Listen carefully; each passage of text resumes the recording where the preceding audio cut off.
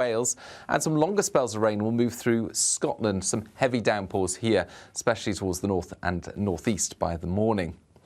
Temperatures, well, a little bit warmer, I guess, in the north compared with the last couple of nights, but similar in the south. And in the south, we've got spells of rain moving through during Thursday morning. Some heavy downpours for a time, especially towards the southeast. That clears into the continent. And then for many, it's a cloudier day, and it's a touch cooler in places as well. That warm feeling inside. From Boxed Boilers. Proud sponsors of weather on GB News.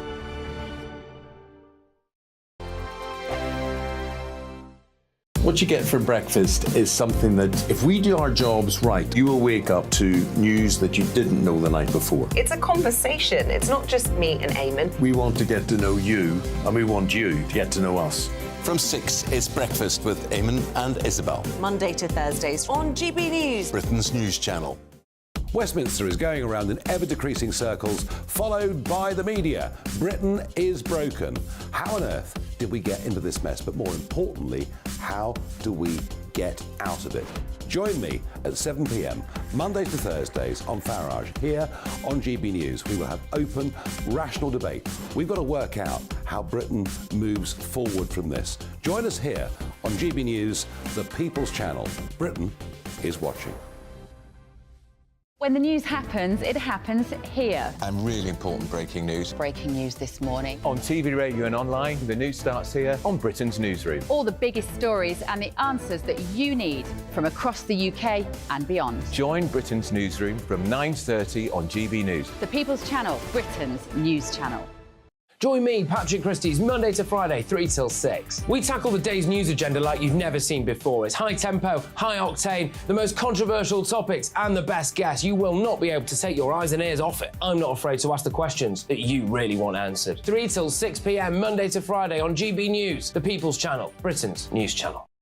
People in Britain, they love free speech, but they also love fair play. I don't care if I'm speaking somebody from a trade union, from the Labour Party, somebody from the SNP. And I think the viewers like to see that actually we can challenge one another, but in a positive way. We think we ask the questions that people want to ask, and often we ask the questions that we wanted to ask in Parliament but never got the chance to ask. So join us every Saturday, 10 a.m. till noon on GB News, Britain's news channel. Hi, I'm Dan Wootton. You can watch me live on GB News Monday to Thursday from 9 p.m. And did you know that you can also watch and listen live on our website, gbnews.com. You'll always be up to date on the latest breaking news, as well as enjoying the best stories, opinions and shows. You can even join the debate under our live player as you're watching. So head straight to gbnews.com on TV, radio and online. GB News, Britain's news channel. It's all about family, being in people's living rooms, all the interaction and getting to know who our viewers and listeners are. When I was young, my dad used to say, Nana, stop arguing. I wanted an outlet that would enable me to give my opinion. People are going through a really hard time right now, and I know that you don't feel like you're being listened to by the establishment. I came to GB News because it's the People's Channel, and I want the audience to have their say on the events of the day. We're dynamic. We do something different. Democracy shows that the wisdom of the nation is in its people. I get to travel to find out what the story is from a personal perspective. The British people aren't fools. We know when we're not being told the full story. We've got to work out how Britain moves forward from this. It's the best country in the world. The establishment had their chance. Now we're here to represent your views. Britain's watching. Britain's watching. Britain's watching. We're proud to be GB News, the People's Channel, Britain's news channel.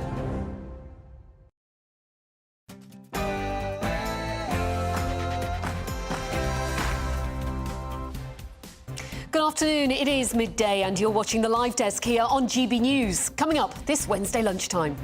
A medical milestone, the UK's first womb transplant hailed as a remarkable stride forward in medical science and a beacon of hope for women wanting to be a mum. In the next few hours, India will attempt to make history by becoming the first nation to successfully land on the moon's south pole.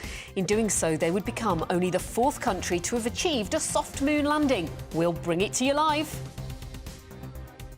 And we can reveal 19,000 people have crossed the Channel in small boats so far this year. Official Home Office figures showing 211 migrants arrived in the UK waters yesterday, being picked up by Border Force vessels. The latest with our Home Security Editor.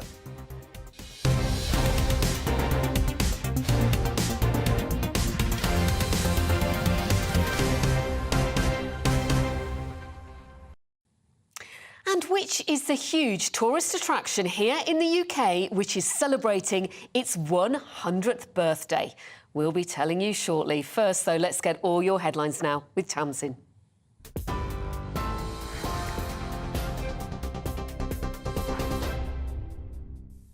Pip, thanks very much and good afternoon from the GB newsroom. It's 1 minute past 12. Experts are hailing the UK's first womb transplant as a medical milestone.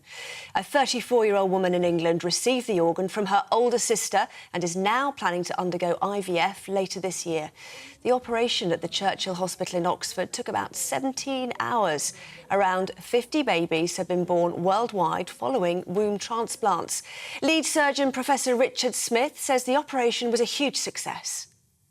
I think probably the most stressful week of our surgical careers, but also unbelievably positive in the outcome, and the donor and recipient just over the moon, really over the moon. Well, certainly excited about the next one. I'm just really happy that we've got a donor who's completely back to normal after her big op, and a recipient after her big op who's doing really well on her immunosuppressive therapy and looking forward to having a baby. South Yorkshire Police has referred itself to the information watchdog after losing nearly 3 years' worth of body cam footage. The force, which discovered a significant and unexplained reduction in data stored on its computer system from July 2020, says it's deeply sorry. It's now trying to recover the footage, which could be used as evidence in court. An estimated 69 cases could potentially be affected. Home ownership has become less affordable despite a fall in house prices. Lender Halifax says the cost of a typical home is now 6.7 times average earnings, down from 7.3 last summer. Mortgages are proving expensive, though, hitting a 15-year high. Average monthly payments have risen by more than 22% over the past year. The government's announced a loan guarantee of more than £190 million to help Ukraine's nuclear fuel supplies. The Energy Secretary, Grant Shapps, confirmed the move during a visit to a power station in the country which was damaged by Russian missiles. He says the plan will stop President Putin from using energy as a weapon of war. Well, during his trip, Grant Shapps also visited a children's nursery in Kyiv. It's where the young boy of the family he hosted under the Homes for Ukraine scheme used to attend. He said he hopes Nikita can return home soon. Well, I'll specifically take him some lovely gifts from the kindergarten and from the children, some photographs from his time here, but mainly all of their love and the same in return. It's really incredible to come here today and see where he was at kindergarten, obviously before I knew him, and you know, I hope that this war ends and that he can return to his life as soon as possible. The government's been accused of creating uncertainty for businesses with shambolic post-Brexit border trade plans. Labour is demanding clarity following reports that ministers will delay the introduction of border checks on animal and plant products coming from the EU. It comes as Trade Secretary Kemi Badenoch heads to India to intensify trade talks with the nation. A £20,000 reward is being offered for information about the stabbing of a man at London's Notting Hill Carnival. Takayo Nembhar died in hospital after being stabbed in an unprovoked attack in the Ladbroke Grove area last August. The Met Police says it needs the help of anyone with information to bring those responsible to justice. Police officers will be at this year's carnival on the weekend, making fresh appeals. 7 new free special education schools are set to be built across England. Over 1,000 more children and young people with special education needs and disabilities will benefit from access to specialised learning. The schools will be built in Cambridgeshire, Kent, Merton and Norfolk, in addition to the existing 83 set to open across England. This investment would almost double the number of special free school places available across the country, from around 8,500 to 19,000. India is hoping to make history today by becoming the first nation to land near the moon's south pole. The Chandrayaan-3 is on a mission to hunt for water-based ice, which scientists say could support human habitation on the satellite in the future. If the spacecraft is successful, India will be only the fourth country to have achieved a soft landing. The country's second attempt comes just days after Russia's Lunar 25 crashed. This is GB News across the UK, on TV, in your car, on digital radio and on your smart speaker by saying play GB News. Now it's back to Mark and Pip.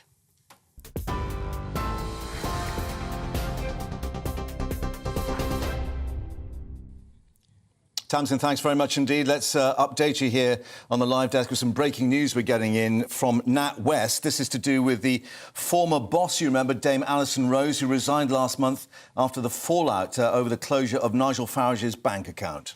She is to receive a pay package worth over £2.4 million.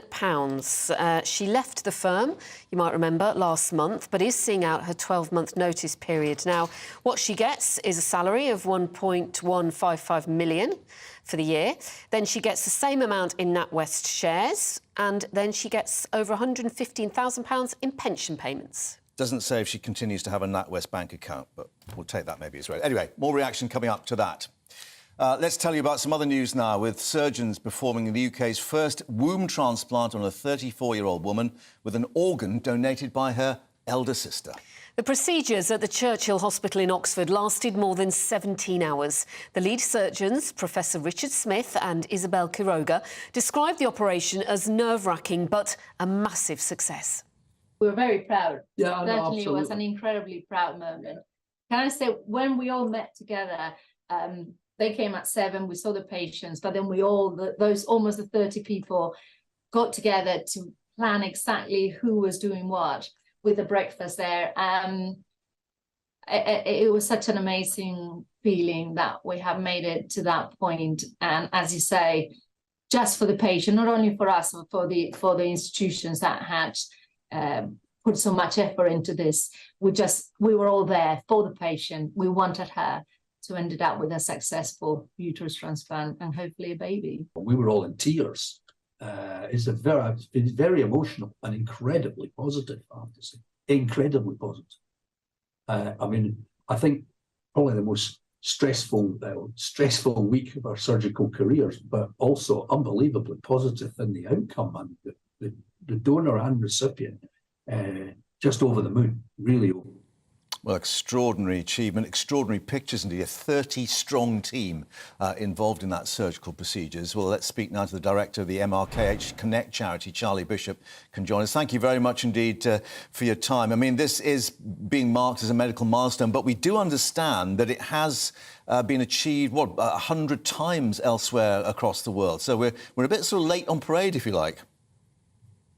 Well, I think that this has been on the cards in the UK for many years, but I think it's fair to say it takes a lot of time to develop the trials, to also raise the funds to support the trials, and it's fantastic that the work achieved by the medical team in Sweden that really led to the breakthroughs that we see now being deployed in the UK, and also more recently in Australia and previously in the USA and other countries as well.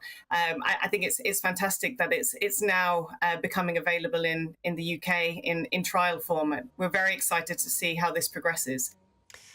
So what hope could this offer to other women? I think there's around 15,000 women of childbearing age here in the UK who were born without a functioning womb. Yes, I think that number sounds about right. Certainly, it's not just people who have MRKH. So MRKH is Mayer-Rokitansky-Kuster-Hauser syndrome. It's a condition which means that we are born without a womb or with an underdeveloped womb. So the only opportunity to have our own biological children until now has been through IVF surrogacy, adoption, or of course choosing a path not to have children at the end.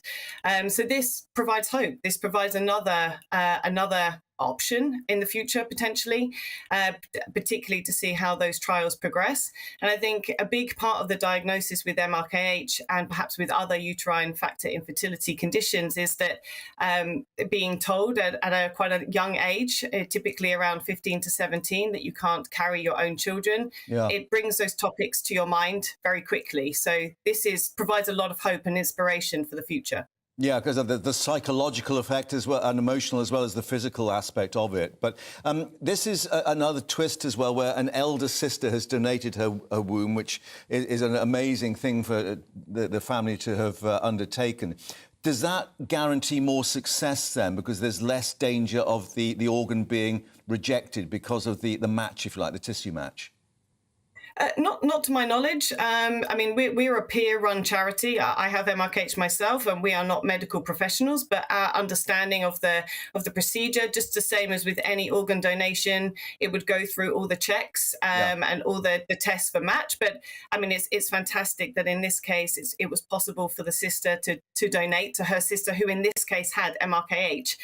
But it could have been another infertility condition, such as a hysterectomy owing to cancer, or perhaps another condition. So it's amazing for us as an MRKH community that the first recipient was also an MRKH woman and able to receive that womb from her sister. I think that's very poignant. There is also the suggestion, and I guess this could be quite controversial for some, but that womb transplants could also be used in transgender women in the future. I'm not sure I have a specific comment on that point, but I guess that is something that would be very relevant to discuss with that community. OK. Charlie Bishop, really appreciate your thoughts on... well, it's a bit of a medical miracle, isn't it, Mark? Yeah, a milestone, as they've declared it, and bringing hope to many more women about the possibility of being a mum, of course. Now, let's update you on something that has broken in the past hour. It's been announced that an expected free trade deal with India will not be signed in time for the Prime Minister to visit the country in a few weeks' time. Yeah, Kemi Badenoch was heading there today in the hope of signing a post-Brexit deal with India, but it's now been announced that it won't be happening, despite speculation that both sides were on the verge of sealing the deal.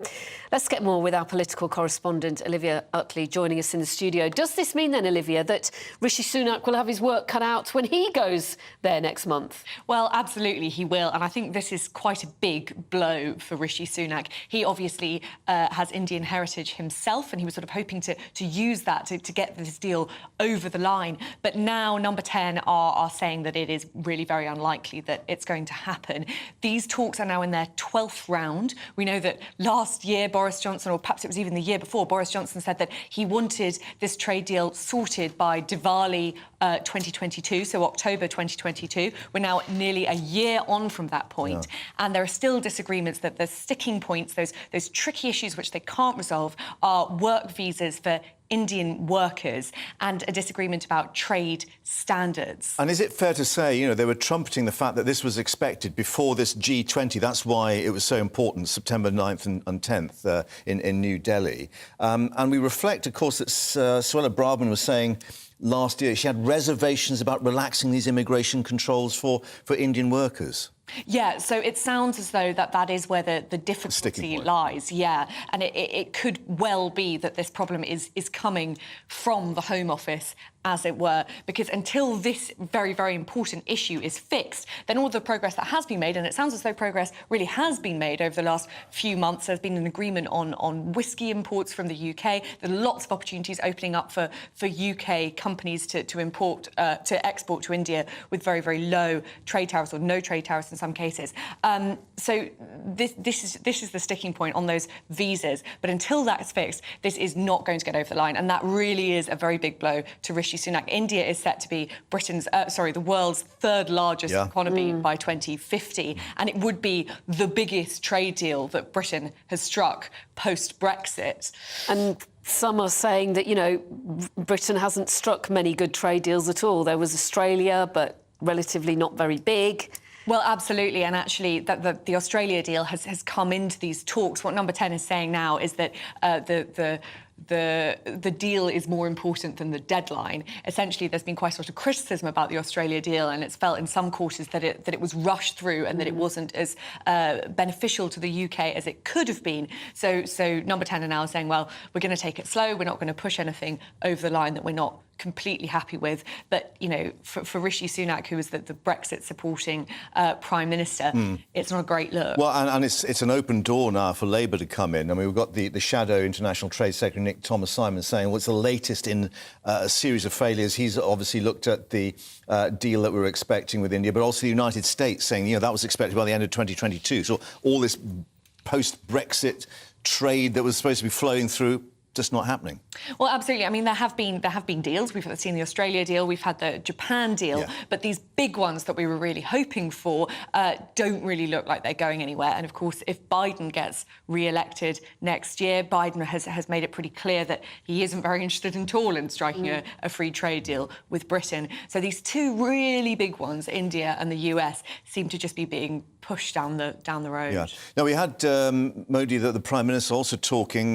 We had this meeting earlier, the BRICS meeting, and Putin was talking on that. The other indication is that, we've got India seemingly moving further towards rapprochement with Russia on trade deals and things. Well, exactly, which, again, is not the sort of news that Rishi Sunak was hoping for when he goes to Delhi in early September. This suggests that India could be, in some respects, sort of moving further away from the Western alliance, which could mean that a trade deal with Britain could be even further down the line. It must be very, very frustrating for those teams who are trying to negotiate because, as I say, there has been a lot of progress on some really, really important issues, and they must feel like it's so close. But while whatever this hold-up is, perhaps it's the Home Office, we're not quite sure, with these visas for Indian workers and a few remaining issues on trade standards, we might be very close, but we're still pretty far. So the Prime Minister, he's visiting New Delhi for the G20 Leaders Summit. That's September the 9th and 10th. So is he likely, do you think, to get it over the line then? It doesn't sound like it. The Number 10 is essentially saying that they think it's very, very unlikely. They haven't said that it's completely impossible, but if these arrangements that haven't been made yet, then we can't really expect a breakthrough in the next sort of 2.5 weeks. So it must be pretty tough for those Number 10 employees having to talk down this deal that they've been talking up for so long now. Yeah. Olivia, thank you for that. Bit of breaking news coming in. You may have thought that all the NHS strikes were over. We're just learning from the Unite Union that their workers at the Barts Health NHS Trust in London have voted in favour of more strikes in their dispute over pay and staffing, backing industrial action by 95%. We're being told they'll be meeting in the coming days to decide on the strike dates. It seems it ain't over yet. Stay with us here on the live desk on GB News. We'll be giving you the latest figures on the number of migrants who have crossed the English Channel since the start of the year. Our Home and Security editor, Mark White, will be bringing you the latest after this weather forecast. That warm feeling inside. From boxed boilers. Proud sponsors of weather on GB News. Hello again, it's Aidan McGivern here from the Met Office with the GB News forecast. Fine again in the south today with warm sunny spells, but mixed further north. Some showers, some cloud, some longer spells of rain. We've got a warm front moving into central parts of the UK. That marks the boundary between the warm sunshine in the south and the cooler, more changeable, more cloudy weather across much of Wales, the North Midlands, Northern England, Scotland and Northern Ireland. Some patchy rain across northern parts of Wales into the North Midlands. But actually, this will ease into the afternoon. The main activity really is across Scotland and Northern Ireland, where some showers will continue, especially western Scotland even some longer spells of rain, and feeling cool here. Feeling warm further south, highs of 26, 27 Celsius, and clear skies across southern areas through the first part of the night. But showers will turn up across western England, Wales, and some longer spells of rain will move through Scotland. Some heavy downpours here, especially towards the north and northeast by the morning.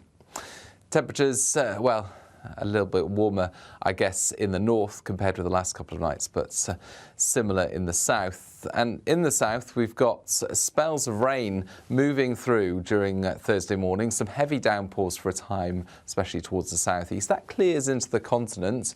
And then for many, it's a cloudier day, and it's a touch cooler in places as well. That warm feeling inside. From boxed boilers. Proud sponsors of weather on GB News. Join me, Camilla Tominey, on Sunday mornings from 9:30, taking the politicians to task and breaking out of SW1 to see how their decisions are affecting you across the UK. Bursting the Westminster bubble every Sunday morning, only on GB News, the People's Channel. Britain's watching. What you get for breakfast is something that, if we do our jobs right, you will wake up to news that you didn't know the night before. It's a conversation. It's not just me and Eamon. We want to get to know you, and we want you to get to know us.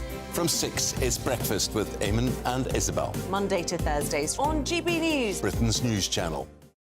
The Jubes and Co, we tackle the issues of the day with real, robust debate, both sides of the fence, battling it out with me in the middle with my forthright opinions and views. And often really interesting things happen because you start with a position and then by the end of the debate you find actually, well, I might not have thought about that one. What we need in this country is 2 new political budgets. You should maybe think about doing a 2024 calendar. I'm Michelle Dewberry and I'm keeping you company right through until 7 o'clock this evening. GB News, the People's Channel, Britain's watching. When the news happens, it happens here. And really important breaking news. Breaking news this morning. On TV, radio and online, the news starts here on Britain's Newsroom. All the biggest stories and the answers that you need from across the UK and beyond. Join Britain's Newsroom from 9:30 on GB News. The People's Channel, Britain's news channel. I joined GB News because I was sick and tired of not hearing my views being represented, not just mine, but so many people that I knew and spoke to. I just couldn't get my voice out there. I couldn't say anything. I couldn't do anything. Whatever the narrative was, I kind of had to follow it. GB News is there to provide a voice for those who have been ignored by the establishment media. We think different things. We've got a different style. GB News is here to be optimistic and positive about the future. It's real kind of dynamic and flowing with the audience very much at the heart of it, like a big family. Here at GB News, we talk about the things that matter to you. Hearing the voices from right across our towns and cities, especially our towns. All sides of the argument represented with a heavy dose of opinion. We're on a mission here to make a difference. And the GB News family really is here for you, and whatever time of day you can watch or listen. Britain's watching. Britain's watching. We're proud to be GB News. The People's Channel. Britain's news channel.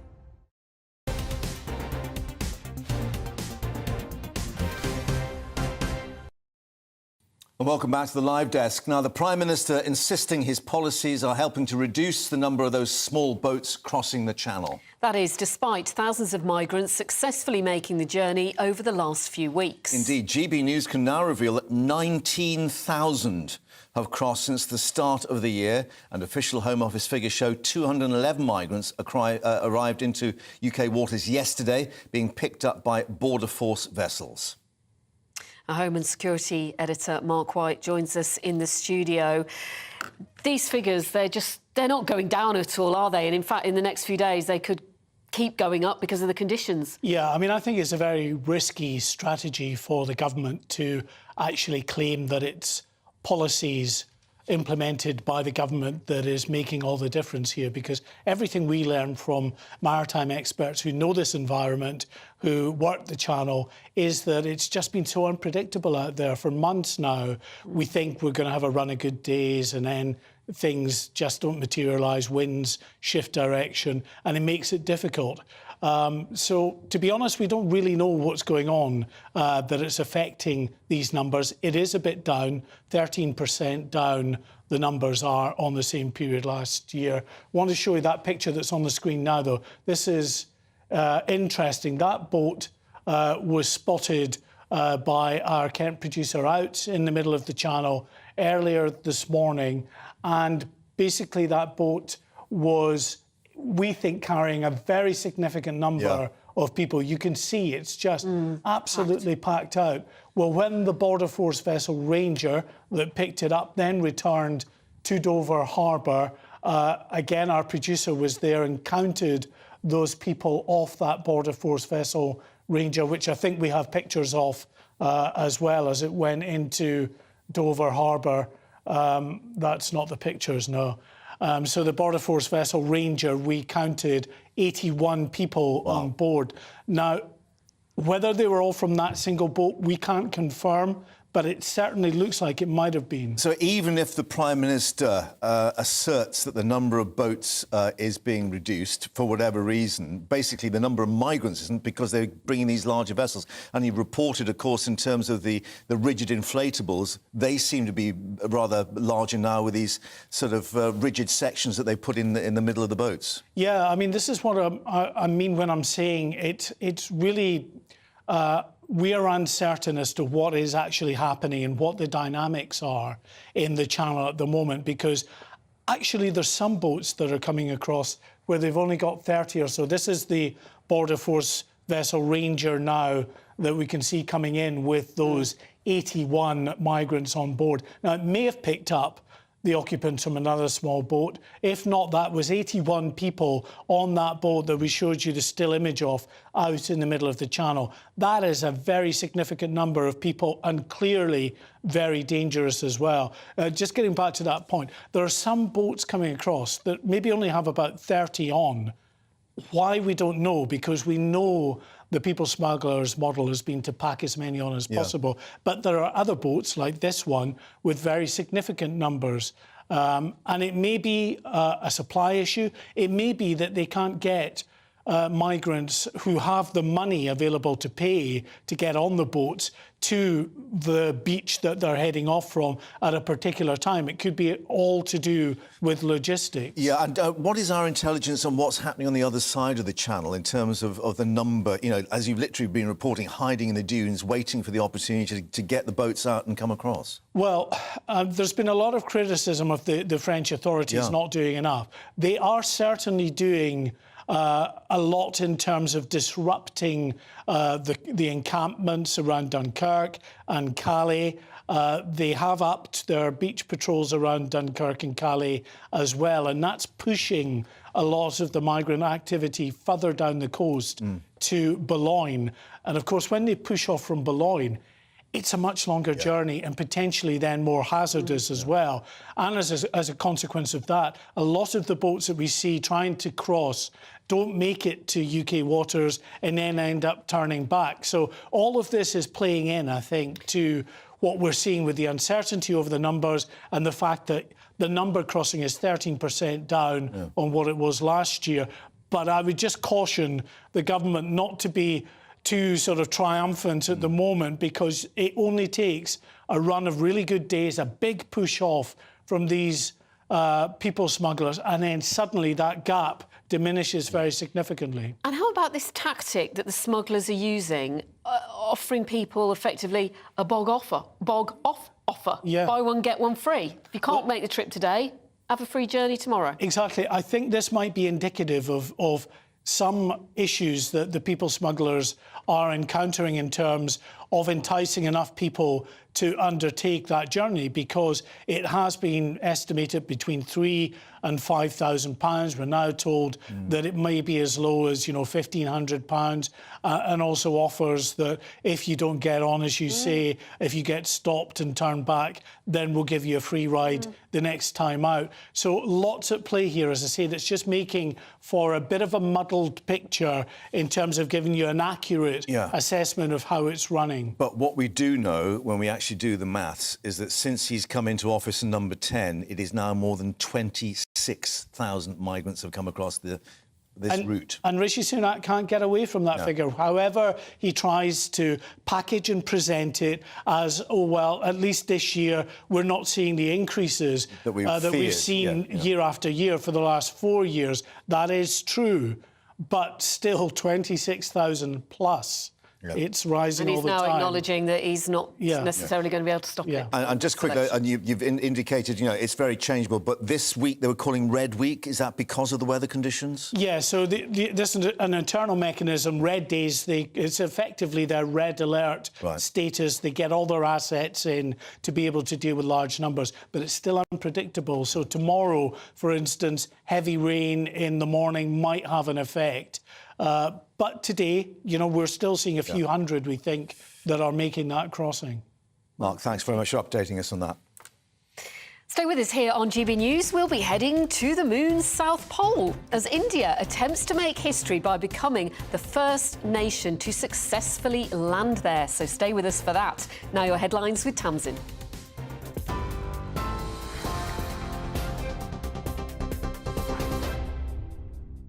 Pip, thanks very much. Here are the headlines at 12:30.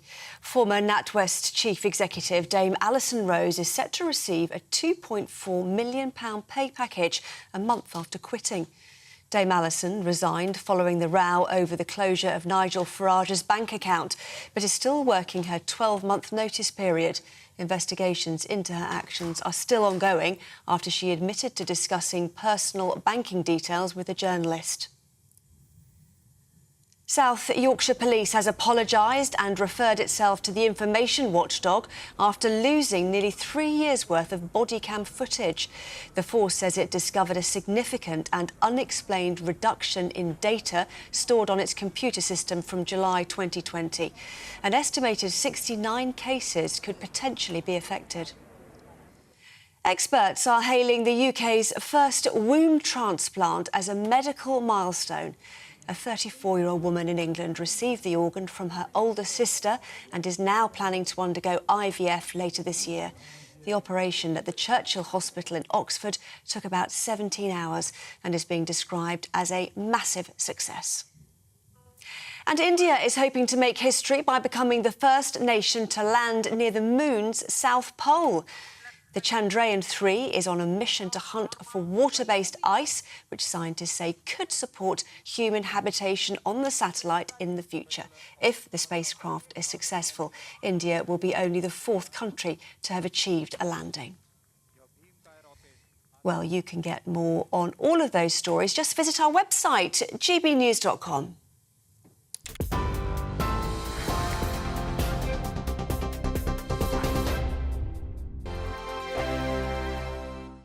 What you get for breakfast is something that, if we do our jobs right, you will wake up to news that you didn't know the night before. It's a conversation. It's not just me and Eamon. We want to get to know you, and we want you to get to know us.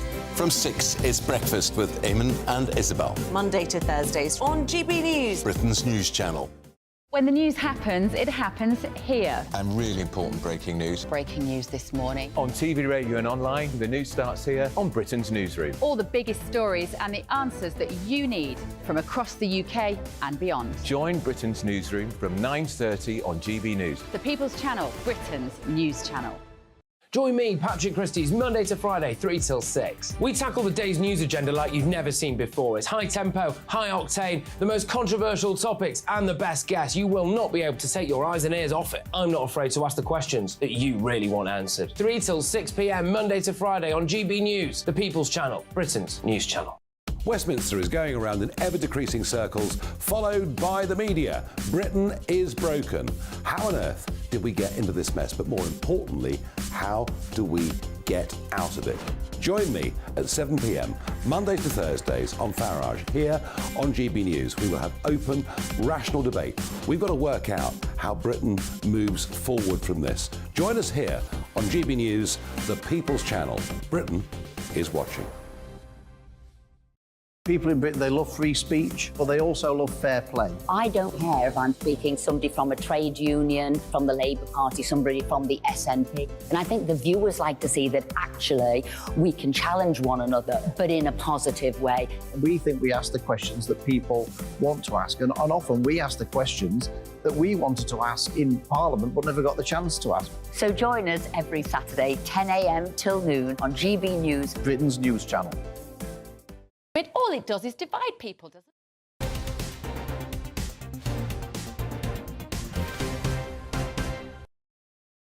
Welcome back to the live desk. Should we fly to the moon? Well, India attempting to do so, make history by becoming the first country to successfully land a spacecraft on the moon's south pole, no less. It is hoped that if the mission is successful, the lunar South Pole could serve as a future base on the moon due to the presence of water ice, which allows astronauts and scientists to work there for extended periods of time. Yeah, ice in their drinks. It could even provide insight into past lunar volcanoes, we're told, maybe even the origins of our own oceans. Let's get more now. Joining us, astrophysicist at the University of Nottingham, Dr. Maggie Liu. Thank you for your time once more, Maggie, on another, well, might be historic occasion. We don't know, because let's reflect the last time they tried it, I think 2019, it didn't end well, did it?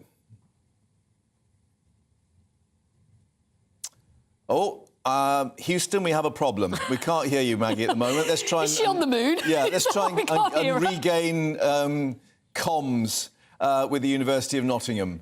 I think we'll obviously just look at what we're expecting, and that is that they are going to try a soft landing, as it's called, on the south pole of the moon, basically using an orbit and then coming down with firing the sort of retro rockets, sturdier legs than last time, which may bring us success. I think we can speak to Maggie now.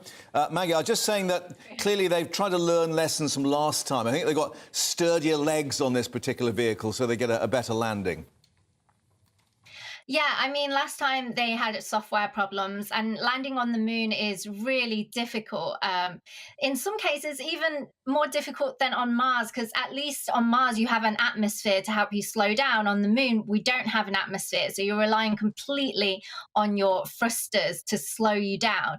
There's practically no gravity on the moon. It's a sixth of the Earth's, so there's not really a tether to help bring you to the lunar surface. And as it approaches, it's going to be kicking up a load of lunar dust, which is going to damage equipment or obscure it, making, for example, cameras and sensors problematic for actually getting the landing done successfully. And just remind us, Maggie, the mission, it blasted off on the 14th of July. It's gone a long way since then. Just explain where it's gone over the last few weeks.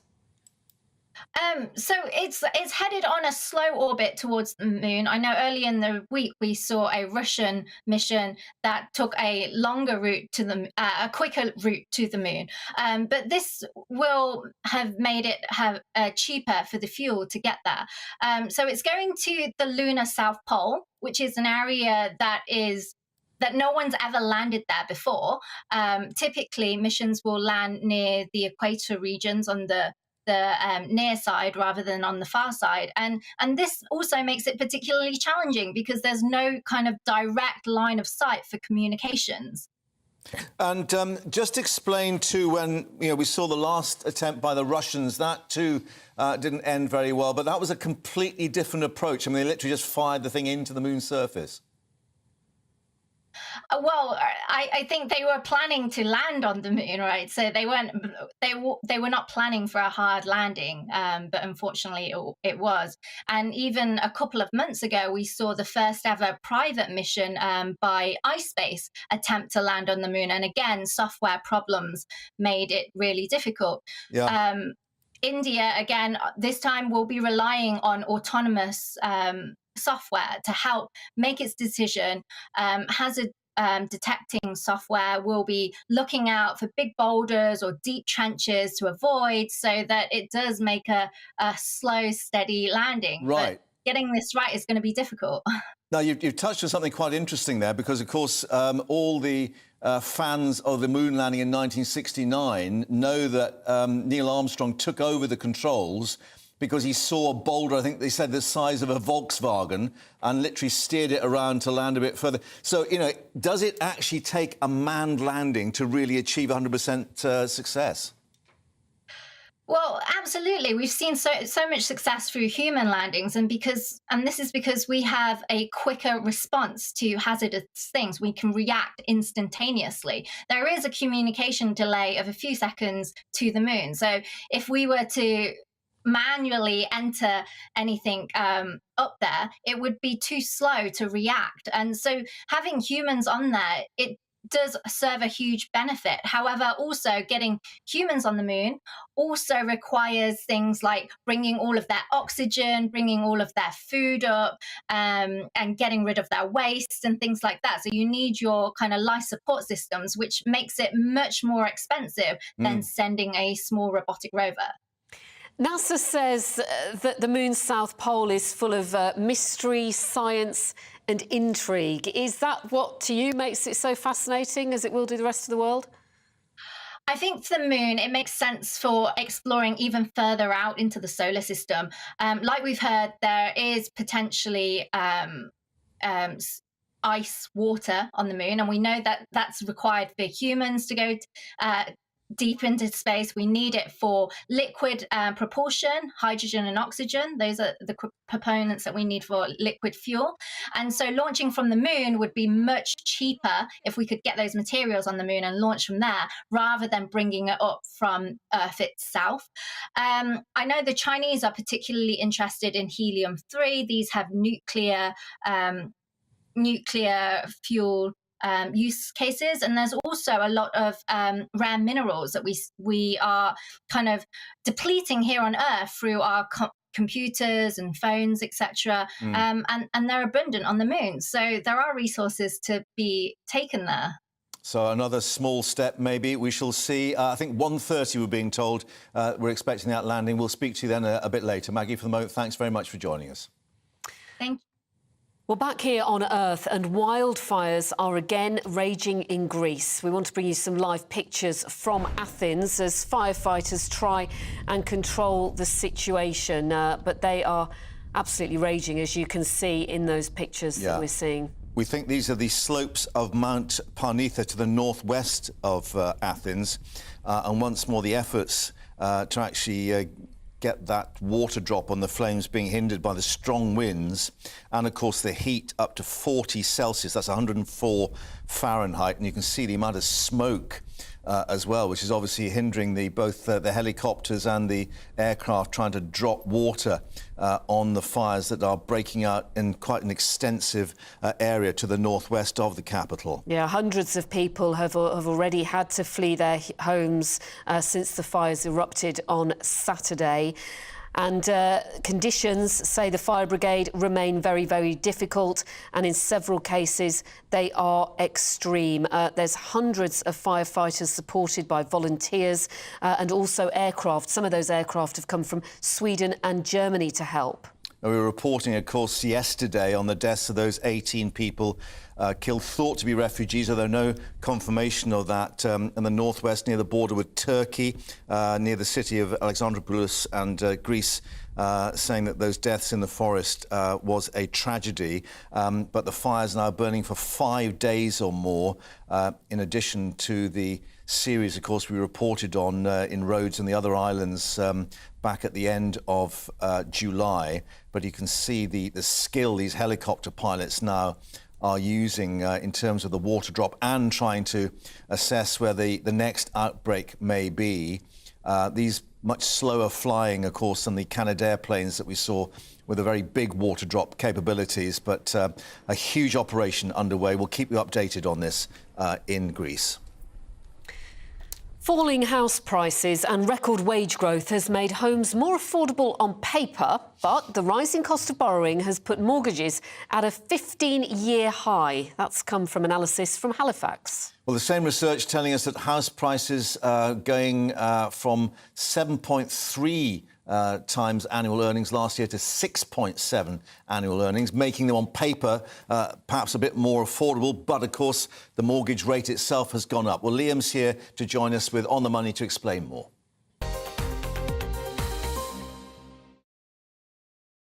So, even though you might get a better multiple, the fact is that your mortgage is going to cost you more in cash terms anyway. That's right. A lot of numbers here flying around from Halifax, our biggest mortgage lender, of course. Let's have a look at some of them, and I'll explain them as we go. So the average UK home, according to the Halifax, is now 6.7 times average annual earnings. And that's down from 7.3 times last year. And the reason for that is, of course, because house prices have been falling, but earnings have also been going up. Earnings went up about 7.8% on the latest ONS data. But of course, as you say, Mark, we've had 14 interest rate rises since December 2021. So even if house prices are down a little bit, your mortgage payment that you'd need to stump up every month to buy that kind of house would maybe higher because the cost of the interest is higher. And just bear in mind that during the 1990s, when I bought my first property, the average price earnings ratio across the UK was 3 or 4 times average earnings. So they're down a bit, but they're still screamingly high and very difficult for many people, particularly youngsters, to afford. And that pushes them into the rental sector, and there's not enough houses for them to rent. In many parts of the country, there aren't enough houses to rent because, of course, a lot of buy-to-let landlords, they got mortgages too, so they're selling. There's just not enough houses. We haven't built a major new town in my lifetime, and I'm 54. I know I look younger, but I'm 54. It's just madness, in my view. And let's reflect. I mean, I think it was 6.2 average earnings back early 2020. It does indicate, perhaps, that things are starting to slow down, and that will help, perhaps, first-time buyers get on the market, even though the mortgage rates are high. But the flip side of that is that the economy slowing has really rung alarm bells in terms of what we call the PMI. Now, this is an indicator on what the economy is doing in terms of growth. So these are numbers that you and I follow closely, don't we, Mark? Perhaps because, joking aside, we've been in this business a long time, watching the economy closely, and the PMI numbers, it stands for Purchasing Managers Index. These are surveys of business leaders, small businesses, big businesses. What's happening at the coalface. What they actually think is happening and what's impacting their investment decisions, their employment decisions. And these PMI numbers, they're seen to be a very good kind of anticipation of where the GDP numbers will be when they finally come out a few months later. And if we look at these PMI numbers, we can see that manufacturing, across the manufacturing sector, it's still getting on for 20% of the British economy. In July, that number was 45.3, and in August, it slumped to 42.5. If these numbers are less than 50, that indicates that the sector is contracting. OK, but then we've got our massive services sector, which is 4/5 of the economy. It's what we do in Britain. But look, our services sector PMI has just gone below 50 as well. 51.5 in July, a big decrease to 48.7 in August. And if you get the whole economy, there are construction PMIs, there are all kinds of different readings. The economy-wide PMI, though, itself has also gone below 50, from 50.8 in July to 47.9 in August. And it's worth remembering that economy-wide PMI, that's the lowest reading since January 2021, when, to all intents and purposes, we were still in lockdown. And my concern, and we've talked about this a lot, 14 interest rate rises in a row, you're going to drive the economy into recession. And this is what I now think is happening. OK, Liam, want to get your thoughts as well on the news we broke in the last few minutes that NatWest former boss, Dame Alison Rose, she resigned in disgrace, as we know. She's getting a £2.4 million pay package. Well, I just think this is outrageous. You know, for all her virtue signalling, be kind, be nice, be woke, this will disgust many families across the UK. She made a huge error. She broke the banking equivalent of the doctor's Hippocratic oath, i.e. she breached client confidentiality, obviously for political reasons, because she and her friends at the top of the bank she used to run don't like Nigel Farage, even though, you know, his views are shared by a lot of the population. And now she's getting a payoff that's equivalent to 8 times the price of the average home. I mean, it beggars belief. And this is a company that the government owns 40% of it. Ministers should say, no way, this is outrageous. But picking it apart, when we see it's 1.155 million for salary, 1.155 million in NatWest shares, and £115,566 in pension payments. I suspect that's all contractual, that perhaps the NatWest didn't really have any way of avoiding it. It was written into some... I don't buy that. I've been involved in pretty big business deals in my life. I'm sure NatWest could have avoided it if they wanted. Look, she did something wrong. She's kind of admitted it. albeit under huge duress, and only after Nigel Farage's lawyers had their way and got documents out of NatWest. I do think this is going to go down really, really badly among a lot of ordinary people across the UK. And, you know, she'll deny wrongdoing, she'll say it's all contractual, but this is a really, really bad look in the middle of a cost of living crisis. OK, Liam, we will be hoping to get Nigel Farage's reaction about this as well shortly, but thank you for yours. Now, where are we going next, Mark? We're going to Vladimir Putin. Remember him? Well, he's continued to blame the West, would you believe, for the war in Ukraine. He's been speaking at that summit we talked about, the BRICS summit in South Africa, stating that Russia's actions were designed to put an end to the war that was, wait for it, unleashed by the West. This comes following a drone attack in Moscow, which we can see now. The moment the drone hit the skyscraper. Bang, that's it. This follows an earlier attack where 3 Russian civilians had been killed in a drone strike close to the Ukrainian border. Well, let's speak now to the former head of counter-terrorism at the Ministry of Defence, Major General Chip Chapman, who can join us once more. Chip, thanks for your time. I mean, clearly the Ukrainians appear to be taking the battle to the Russians in their own capital city. Could it actually backfire in that this reads into the Putin narrative of the West attacking Mother Russia? Well, that's what Vladimir Putin will say. And, of course, he's got 2 audiences there. He's got his internal audience. And the idea of the Russian idea in the Russian world is what he seeks to achieve. And that's what plays into his imperial nationalism, which it is. And the second audience is those in the BRICS and those who aspire to join the BRICS today. But the capability which is being played against him is Ukrainian capability. It's the Ukrainian deep battle. And what that seeks to do is disrupt that narrative and show that a capital city, because Kyiv, of course, on the other side is being protected, is vulnerable, and therefore to have a psychological and physical impact ultimately on the Russian population, who at the moment have been pretty benign, but they want to impose costs on the Russians, which can mean that the Russians ultimately will say, do we really want to defend Vladimir Putin? No, we assume that hit on the skyscraper was some kind of drone or remote vehicle, but maybe not supplied by the West, because, of course, we've all asked the Ukrainians not to use our kit on Russian soil. That's right. I think that really is probably not a drone. I think that is it's the debris from a drone being downed. And one of the things about both sides, which has been a lesson for the West, is that both sides integrated air and missile defense means that most drones.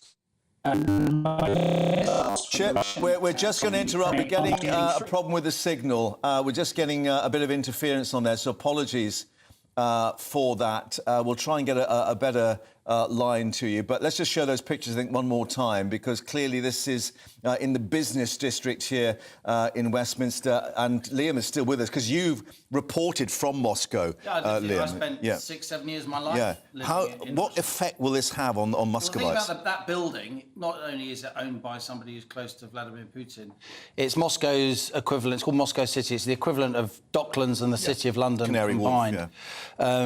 So Russia for years has been trying to make use of its time zone between Europe and Asia to become a major financial capital. And prior to this war and sanctions and so on, it was making quite a lot of progress. The other thing I'd say is this BRICS summit that's going on in South Africa. We're the BRICS summit. Yeah, we're obviously a UK-focused channel, rightly so. There's a huge need for fair and firm reporting on the UK. But around the world, this is an enormous story. You've got Brazil, Russia, India, China, South Africa, this group of countries, emerging markets, if you like, the global south, if you like. This is most definitely a rival to the G7. I know a lot of, top people in these... Look at that, that sums it up. Yeah, I know a lot of these... You've got Ramaphosa there, you've got Xi Jinping, you've got Narendra Modi. And I think they represent 40% of the world's population. And the rest. And then on the right, you've got Sergei Lavrov, of course, because Putin isn't there, because under international law, ICC, South Africa would be obliged to arrest him if indeed he turned up in South Africa. But, a new world order is being forged. This is a really historically significant meeting. Liam, thank you for that. More coming up in the next hour. Apologies for Chip's interruption, but we'll have more for you at the top of the hour. Stay with us here on GB News. The temperature's rising. Boxed Solar, proud sponsors of weather on GB News. Hello again, it's Aidan McGivern here from the Met Office with the GB News forecast. Fine again in the south today with warm sunny spells, but mixed further north. Some showers, some cloud, some longer spells of rain. We've got a warm front moving into central parts of the UK. That marks the boundary between the warm sunshine in the south and the cooler, more changeable, more cloudy weather across much of Wales, the North Midlands, Northern England, Scotland and Northern Ireland. Some patchy rain across northern parts of Wales into the North Midlands. But actually this will ease into the afternoon. The main activity really is across Scotland and Northern Ireland, where some showers will continue, especially western Scotland. Even some longer spells of rain. Feeling cool here. Feeling warm further south, highs of 26, 27 Celsius and clear skies across southern areas through the first part of the night. But showers will turn up across western England, Wales, and some longer spells of rain will move through Scotland. Some heavy downpours here, especially towards the north and northeast by the morning. Temperatures, well, a little bit warmer, I guess, in the north compared with the last couple of nights, but similar in the south. And in the south, we've got spells of rain moving through during Thursday morning. Some heavy downpours for a time, especially towards the southeast. That clears into the continent. And then for many, it's a cloudier day and it's a touch cooler in places as well. The temperature's rising. Boxed Solar, proud sponsors of weather on GB News.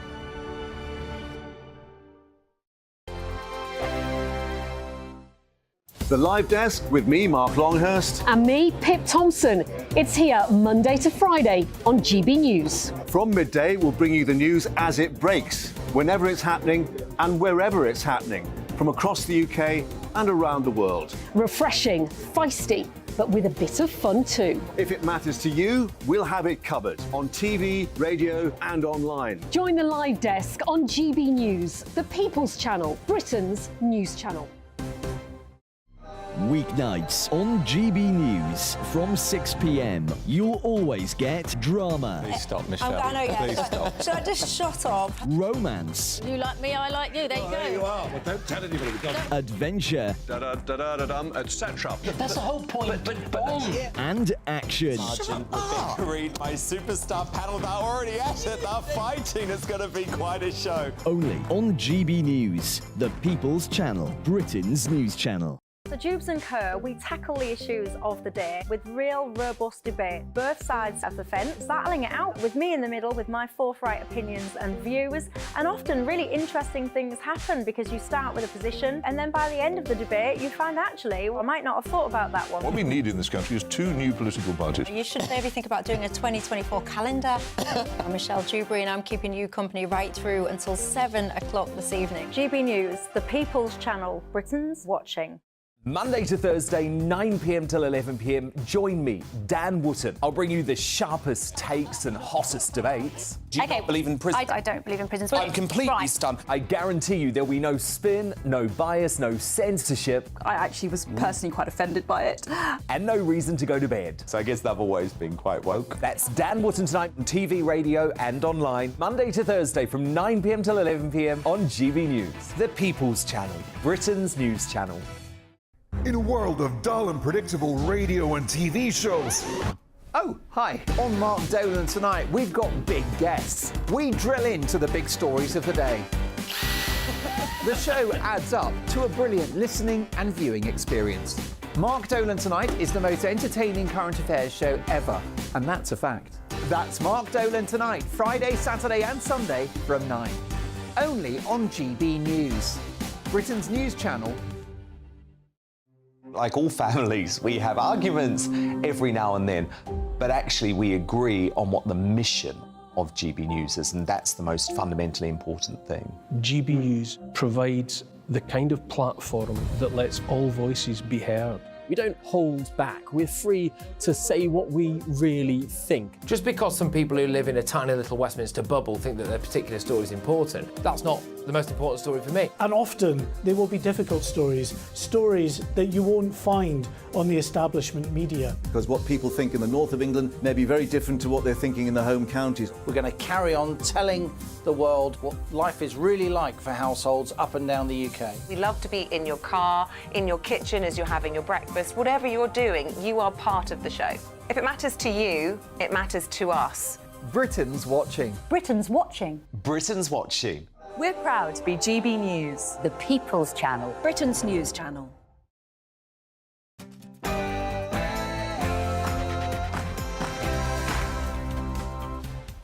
Good afternoon, it is 1 o'clock and you're watching the live desk here on GB News. Coming up this Wednesday lunchtime.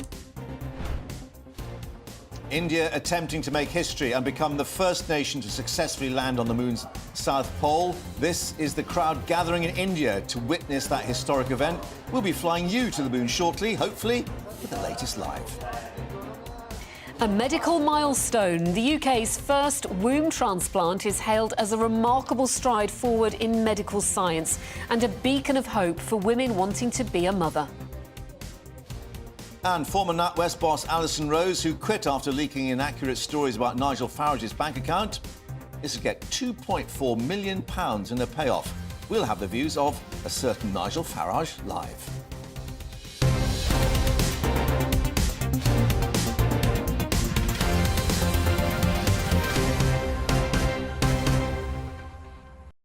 And we're saying happy 100th birthday to a massive tourist attraction right here in the UK. Find out what it is after the headlines with Tamsin.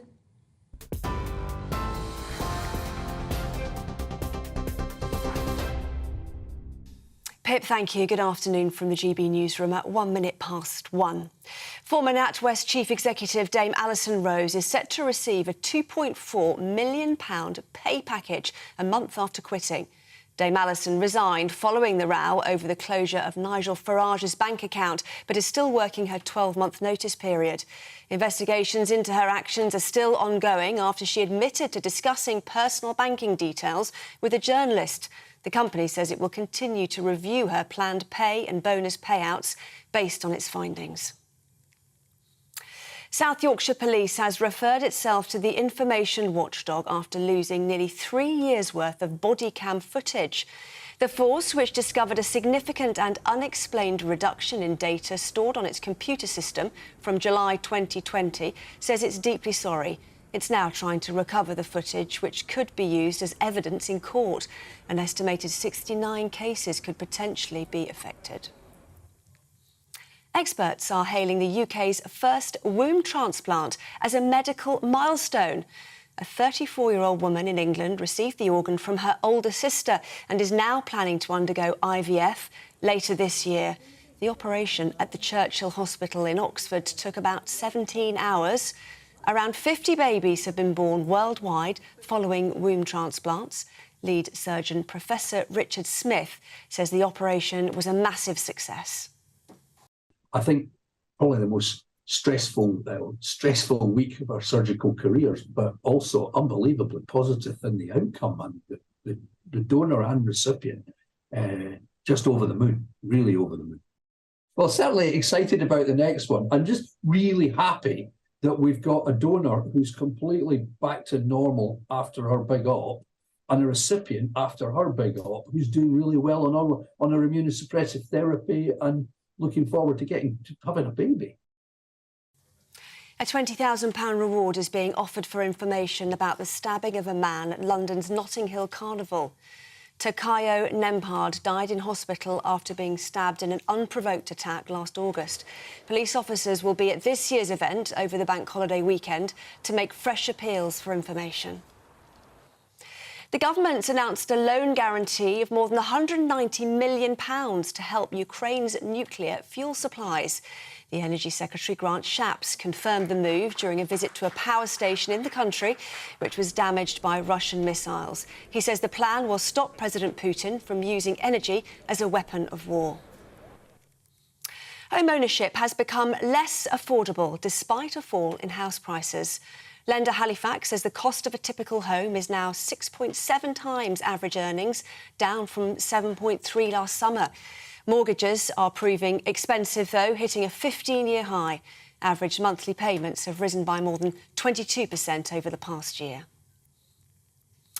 The government's been accused of creating uncertainty for businesses with shambolic post-Brexit border trade plans. Labour is demanding clarity following reports that ministers will delay the introduction of border checks on animal and plant products coming from the EU.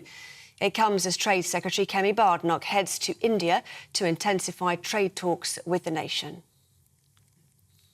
And in just a short time, India is hoping to make history by becoming the first nation to land near the moon's south pole. Well, for those watching on television, these are live pictures from Mission Control in Bangalore. The Chandrayaan-3 is hoping to find samples of water-based ice, which scientists say could support human habitation on the satellite in the future. If the spacecraft is successful, India will be only the fourth country to have achieved a soft landing. Hundreds of school children have gathered there to watch the event. It's only the second attempt coming days after Russia's Lunar 25 crash. Well, the landing is expected within roughly the next half an hour, and we'll bring that to you live here. This is GB News across the UK on TV, in your car, on digital radio, and on your smart speaker by saying play GB News. Now, back to Mark and Pip.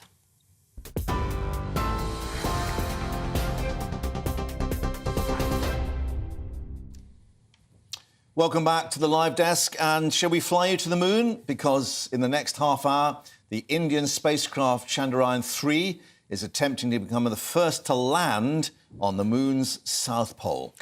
If successful, it is hoped the lunar south pole could serve as a future base on the moon due to the presence of water ice that allows astronauts and scientists to work there for extended periods of time. They're also saying it could even provide an insight into past lunar volcanoes, maybe even the origins of our own oceans here on Earth. Well, let's get the thoughts now and views of space and planetary scientist Andy Lowndes, who can join us once more. Andy, thanks for your time. It is a bit of a sort of nail-biter because the Russians failed. Indeed, the Indians failed their last attempt back in 2019. Yes, thank you for having me. Yes, indeed. This is the exciting part of space science, as we say. You know, it's got 17 minutes to drop from orbit down to the surface of the moon, dropping from about 6,000 kilometres an hour to just a couple of kilometres an hour to actually soft land.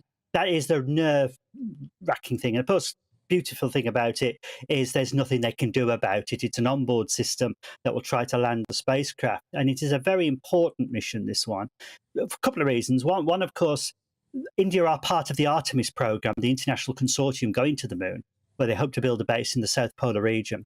And also, of course, the fact that India itself wants to show and demonstrate its own capabilities of technology which, of course, can filter back into their own domestic operations. And of course, it is by no means guaranteed that this landing is going to be successful. Just explain to us why it is so difficult. Yes, first of all, you landing in the polar region, which is very different from landing in the equatorial regions, because you've got to get yourself into a very different orbit, which means it's a lot more, if you say, a contorted way of getting into orbit. So that in itself is difficult.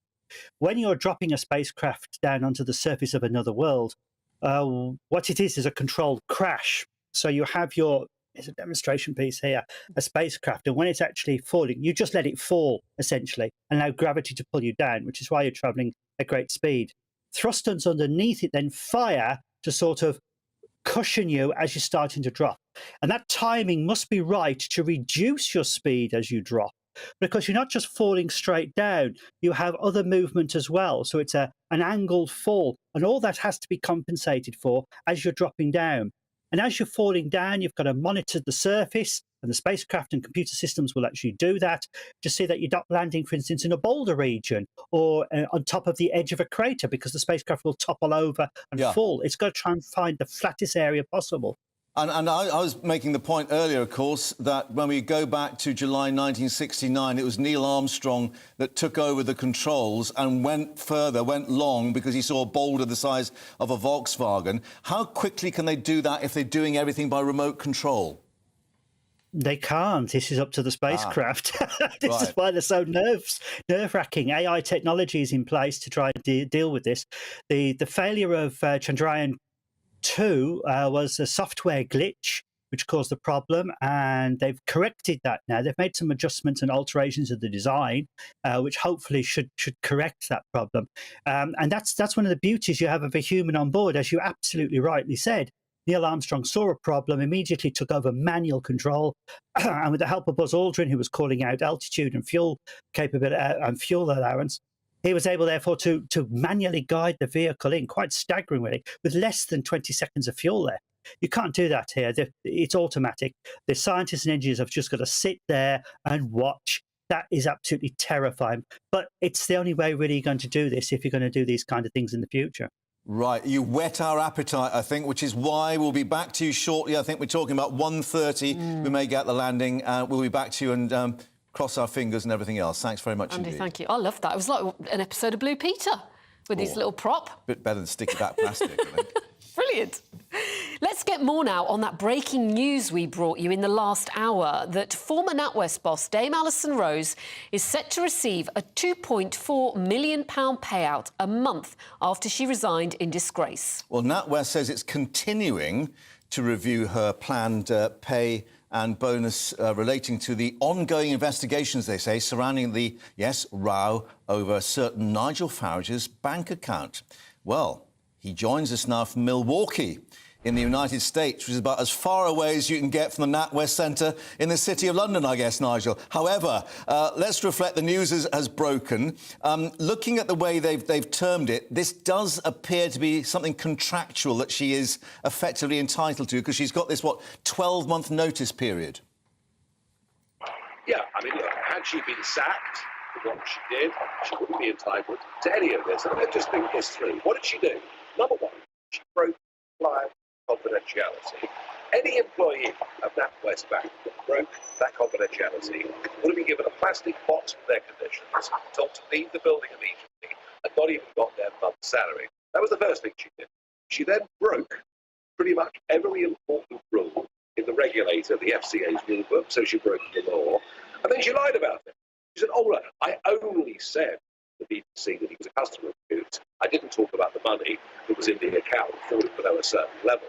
So at every level, what she has done in terms of banking is heinous. And what we're seeing here through Sir Howard Davis, who of course is the chairman of the NatWest board, is this kicking into the long grass. The so-called inquiry into what she did, being given to a city law firm, Travers Smith. The emeritus chair, Chris Hale of that firm, has described Brexiteers as xenophobes and racists. So I don't see much independence, frankly, in that inquiry. OK. My own subject access request that I put into NatWest to find out what she knew about what was going on. After 30 days, I was told, we can't give it to you, Mr. Farage. It's complex. That will come back at the end of October. And so what's happened is they've agreed to give her the payout before we get the results of the inquiry. And frankly, I think the whole thing is a sick joke. It is the British establishment at its very worst looking after itself. Right. There is an additional line in the statement from NatWest, which we'll get you to comment on, and that is, it says that it has policies allowing the company to potentially claw back the bonus payments applying and other remuneration matters according to the findings of its investigations. So basically it's saying those investigations are indeed continuing. Yeah, investigations done through a legal firm called Travers Smith, headed up by a man who describes Brexiteers as xenophobes and racists. Would you call that an independent inquiry? I certainly would. Have you got your bank account yet? No, it's work in progress. No, it is work in progress. I've got a phone call in about half an hour with a big-name bank who have said to me on the phone that they do not discriminate against their customers on the basis of their perfectly legally held views. So I'm hoping, after, I can't think how many hours and how much time and how much money I've spent, but I hope I'm going to be close to a solution. Right. And apart from NatWest, clearly you've had a lot of communication from a lot of people. Are you getting an indication that the whole banking industry is reassessing the way it deals with people and this whole issue of account closure? Yes, and I think that the actions of the City Minister, Andrew Griffith, and indeed the Chancellor, Jeremy Hunt, they moved very, very quickly on the back of my case, but I think everybody understood that these closure of accounts have been going on for far, far too long. There's a variety of reasons. One of them, of course, is political opinions. The other, I'm afraid, are companies that use cash. There's been a willful attempt by the banks to drive out cash, and I think GBNews' campaign, Don't Kill Cash, again has been very effective. But if we really drill down, what we've got is a set of anti-money laundering laws and regulations. Yes, of course, we want to stop the international drugs gang, but effectively what we've got now are accounts being closed, up to 1 million accounts closed, business and personal accounts, over the last 4 years in the name of combating money laundering. So there is a sledgehammer here being used to miss the nut. So there is progress. The government have told the regulator, the FCA, in no uncertain terms to get to grips with this. And certainly given that one of the large clearing banks has now approached me, saying they're interested in having an account, I'm beginning to think we will see real change here. Nigel Farage, live for GB News from Milwaukee. And not often we can say that. Thank you very much indeed for updating us and bringing us your reaction. Thank you. We'll get more reaction now from Liam Halligan, GB News' economics and business editor, who joins us in the studio with On the Money. Did you agree with what Nigel said there? I was struck that Milwaukee, of course, it was the setting for happy days. Fons and Potsy. Of course. And it's happy days for Alison Rose, £2.5 million as she goes off into the sunset. I mean, look, if it's contractual, is that not what she should get? Look, this is business, OK? This is high politics. This is a company 40% owned by the state. If you resign, it is contractual. But if you're sacked, then your contract is, toilet paper, right? And how do you get sacked from a bank if you don't get sacked for breaking the banker's Hippocratic oath, which is breaking client confidentiality, which is, I'm afraid, with, the nicest, best will in the world, that is what Alison Rose did. There is nothing worse in banking than breaking client confidentiality, and to do so in the middle of a political scandal and in quite an aggressive way to try and head off Nigel Farage, which is what NatWest were trying to do, trying to shame him. Oh, we didn't close it down for political reasons. We closed his account because he didn't have enough money. He's not quite as rich as he pretends to be. Because it's Coots, which was the division of NatWest. Of course. I mean, everyone in every pub in Britain knows the details of this story. This is one of the biggest stories of the year. And I do think, it does raise serious questions again about the judgment of Howard Davis, who's a very clever man, somebody I've known for many years, a sort of establishment panjandrum, who gets all the nice jobs. And he is very, very smart, but very, very smart people sometimes do really stupid things. Do you buy into any of the arguments that when it came to Alison Rose, there was a whiff of sexism going on? No, I think that's insane. And that other bosses have hung on to their jobs after apologising for bad behaviour. That demeans the merit and the drive and the talent of every other top woman in the City of London and across British business, many of whom I'm privileged to know, some of whom are my best friends. The idea that she was being attacked because she was a woman, that's mad. And I personally think that the Shadow Chancellor, Rachel Reeves, I wouldn't be surprised if she really regrets having said that. Right. If every time somebody gets in trouble in these top jobs, we reach for the kind of sexism button, then anyone that does get one of these top jobs on merit,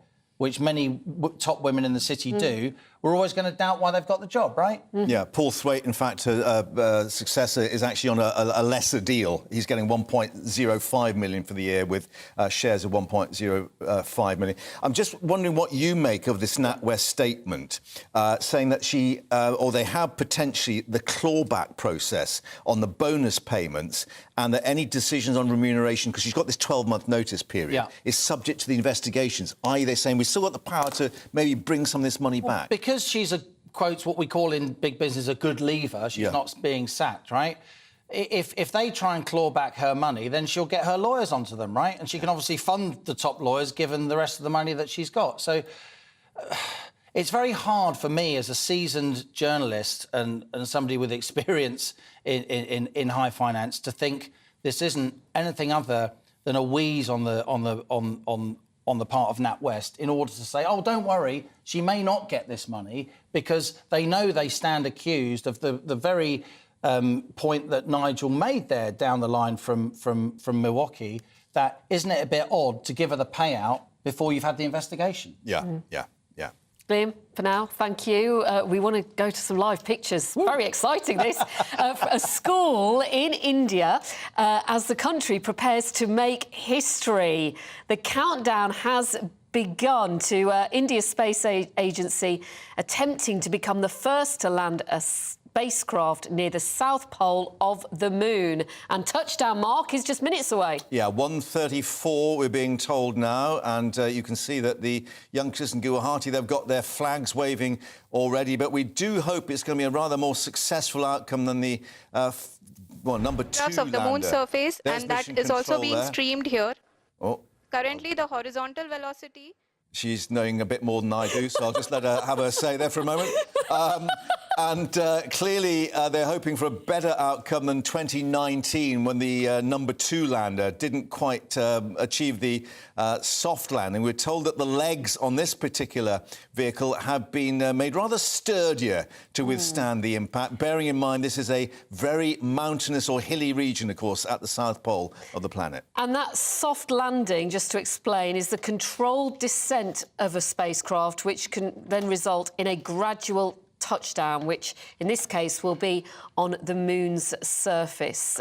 So it's India's 3rd lunar mission, due to touch down in the next 14 minutes, but it is by no means guaranteed, which is why everybody is just gripped by this in India and around the world, hoping for success here. And, of course, we may have got rather blasé about moon landings going back to those heady days of 1969. But, of course, as our moon experts have been explaining to us, this is not a manned mission. So it's all being done remote control from these computers and the banks of screens and so on. So there's no Neil Armstrong to take over control and keep the boosters going slightly longer to hop over any boulders or rocks. But those are the experts there looking, rather anxiously at the screens as the clock ticks down. And we do understand that the descent has begun. The spacecraft is moving along the intended trajectory toward the lunar South Pole. I think there has been some applause breaking out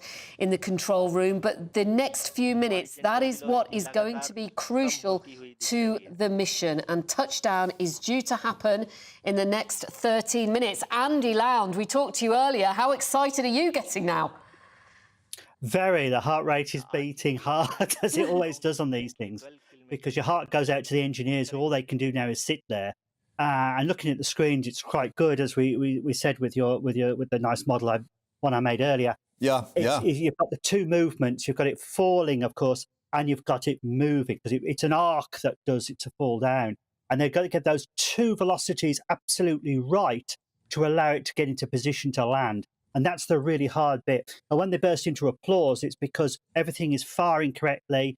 The speed change is happening as predicted so far. So far, it's all going really, really well. I'm a bit just alarmed at one phrase there on that big screen, which had rough landing, or an indication that perhaps, they're expecting a bit of a rough ride. I mean, what are the parameters? How much control do they have or rough braking, that's the phrase, there we go, on the left-hand side of the screen there. Yeah, I mean that's it. You have a limited amount of material that you can do it. It's now up to the system to decide that. They've increased the strength of the landing legs, but having said that, the previous lander hit the ground far too fast anyway for it to actually deal with that. And what they're doing is they're sort of mitigating it if it has to land a little bit harder, especially it has to land in a rockier zone, because you like all my props, don't you? Here we go. So this is the South Pole just here, and it's going to be landing in a region like here, which is very, very rough. If you compare to where Apollo landed in these nice dark blue areas, much smoother. So this is a very, very different kettle of fish altogether to what we normally do. And even the remote probes that the Americans, the Surveyor probes that they dropped onto the moon in the 1960s, they also landed in much smoother regions. So this is an incredibly brave and difficult attempt to land there. But having said that, it's going to have to be done, because that's where you're hoping to put humans at some point. And when you say the sort of descent process, are they literally firing retro rockets as we saw in those days? Has that technology changed in any way since the 60s? No, physics is exactly the same. The rockets are better quality, perhaps, and they're very different. And every action has an opposite and equal reaction. Yeah. So as you're falling at a certain speed, you fire your particles out the other end. In this case, it's a rocket, and that should actually counteract your fall slightly. And the idea is to keep it firing and timing it just right, so it slows you to the right speed to touch down on the surface. It's an incredibly balanced system that you have to do. You're familiar with the Harrier jump jet, of course, and now we've got the F-35, which can actually do that. It's the same sort of principle as that, really. And I'm going to be optimistic, Andy, and say that this is going to be successful. If it is, hopefully, then what will the spacecraft go on to do? Yes, it'll wait a couple of hours for the dust to settle, and then a little rover, and you're going to love this, aren't you? A little rover will leave the spacecraft and will actually drive around the surface for 14 Earth days, which is one lunar day. 14 days, studying the surface, analysing the chemical composition of the surface. It'll have a seismometer there. So Andy, can you just show us that again? Because we weren't able to see you because we were looking at the control room. Just show us again, please. So a little rover, which will come off the main vehicle and will drive around, carrying out research into the soil, checking to see what materials are there. And particularly, they're looking for water, of course. Water ice is really critical here. H2O, as everybody knows, hydrogen and oxygen, absolutely critical for life systems. Split up the hydrogen and oxygen. You can use hydrogen and the oxygen as a fuel. You can combine them back together again in fuel cells to generate electricity and drinking water. So it's vital to find that. And that's why they're going to the South Polar region, because there's already indications that there is water ice down there, or water down there. So that is why the South Polar region is really being targeted. And the reason why it's down there is because the water ice can get hidden in permanent shades in deep craters and therefore never sublimate, or if you like, evaporate if you prefer, but sublimate is a real term, to actually get it away from the surface. So this is why this is quite an important mission. And not just for finding out what's in those water sources and what it tells us about, the history of the moon, but the fact that could be a water source for any kind of moon base in the future, I guess. Yes, this is it. This is why this is an important mission, because it's covering a lot of bases. India are part of the Artemis program. So if you like, the Artemis program, we say, oh, it's Artemis, that's the Americans, isn't it, going to the moon? No, this is an international program which involves a lunar orbiting station. It means a moon base, and it means lots of nations joining in. And this is part of that program. NASA and the European Space Agency are part of this program, using communication systems for them. And of course, the Indians have an orbiter. Chandrayaan-2 is still in orbit about the moon, and that's going to be a relay satellite for the lander. Right. No, I'm encouraged by the fact they've gone to fine braking from rough braking, we're just seeing on that screen. So maybe things are actually going the right way. But I'm also looking at your models and, of course, what we're seeing in terms of this simulation. It looks remarkably similar to the lunar lander, the Eagle, and everything we saw back in the 60s. Yes, the original design of the lunar lander, of course, the big basis of that actually goes back a long way. The engineering solution to hold something on the surface of another world is exactly the same wherever you go. In fact, it's the British Interplanetary Society which did some fantastic research work designing a lunar lander, which, amazingly enough, looks a lot like the one Apollo used, although it was a lot bigger at the time. The design was different. And that's because the engineering parameters are exactly the same, whether you're landing on the moon or whether you're landing on Mars. Leg systems with suitable shock absorbers are exactly the way you need to go. And the model I'm using, of course, is, interestingly enough, is actually the Chinese Mars lander, because, again, it's very similar in design, but these design parameters are all much of a muchness. If you are just joining us, we are watching India aiming for a world first by landing their spacecraft on the moon's south pole. The final phase of the powered descent. Less than a kilometre now in terms of the altitude there on the right-hand side. It's counting down. That's the simulation rather than the live shots. But as you can see, retro rockets being fired to control the descent onto the surface. And this is what scientists are calling the 15 minutes of terror. Well, they don't appear that terrorised by it because clearly 800 metres and counting, hence the applause. Andy is still with us joining this. This appears to be, so far, Andy, going right on track. The numbers counting down in the right way. Yeah. Yes, they've got local navigation system operating. They've got now the descent system operating. That means it's scanning the surface now, checking the surface as the retros fire. The computer is now adjusting those retros to make sure she's orientated. As you can see in the simulation, they've orientated now the spacecraft to get her ready now for landing position. So it's looking brilliant at the moment. This is great. And we've just seen, I think, pictures of the Prime Minister, Narendra Modi, the Indian Prime Minister. He's watching via a live stream the descent. He's in South Africa at the moment. This is just gripping. There he is. The whole of India and the whole world this moment. Are they going to do it, Andy? I like to think so, yes. I mean, I'm nervous. I've been down this road before. I was connected to the Mars Polar Lander. 500 metres. Yeah, here we go. Look how close it's getting now. Vertical descent, one local nav on. That's good. It's going good. Altitude. Look how the altitude now is dropping quite rapidly. Oh, my goodness me.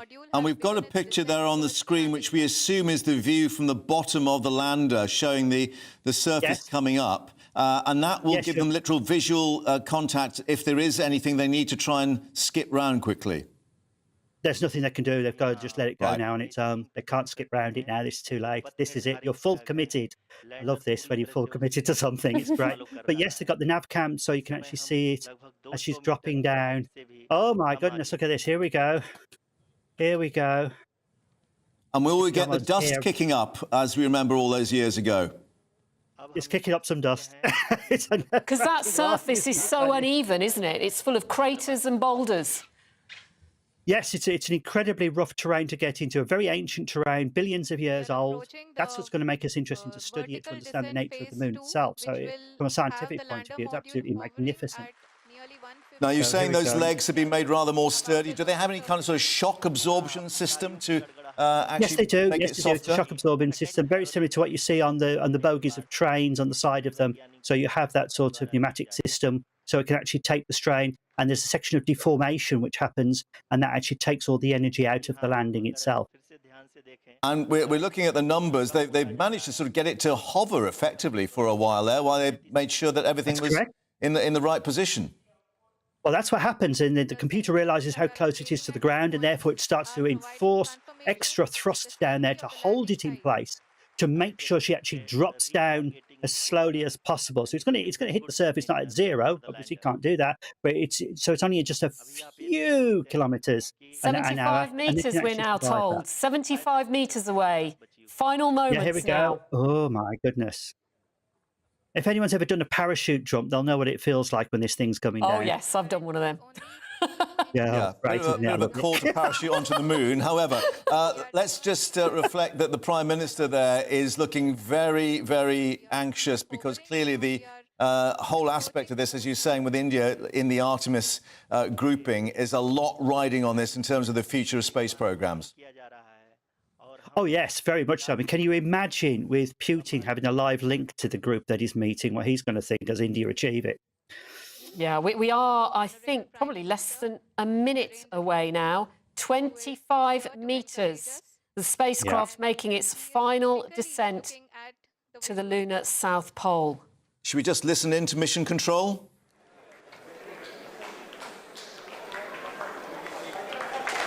जी हाँ, आप अपनी screen पे देख सकते हैं कि हम lander module People are applauding. Let us all wait to hear from the Secretary, Department of Space and Chairman ISRO, Shri S. Somnath. Well, I think that tells you lander module पूरी तरह से that is safely और softly चंद्रमा leader के there who's in the BRICS conference waving his flag from afar, but this is Mission Control with some very happy smiling faces there and applause at this successful landing on the South Pole of the moon. India has achieved a world first. The first to land a spacecraft near the South Pole of the Moon. It blasted off last month. Let's listen in.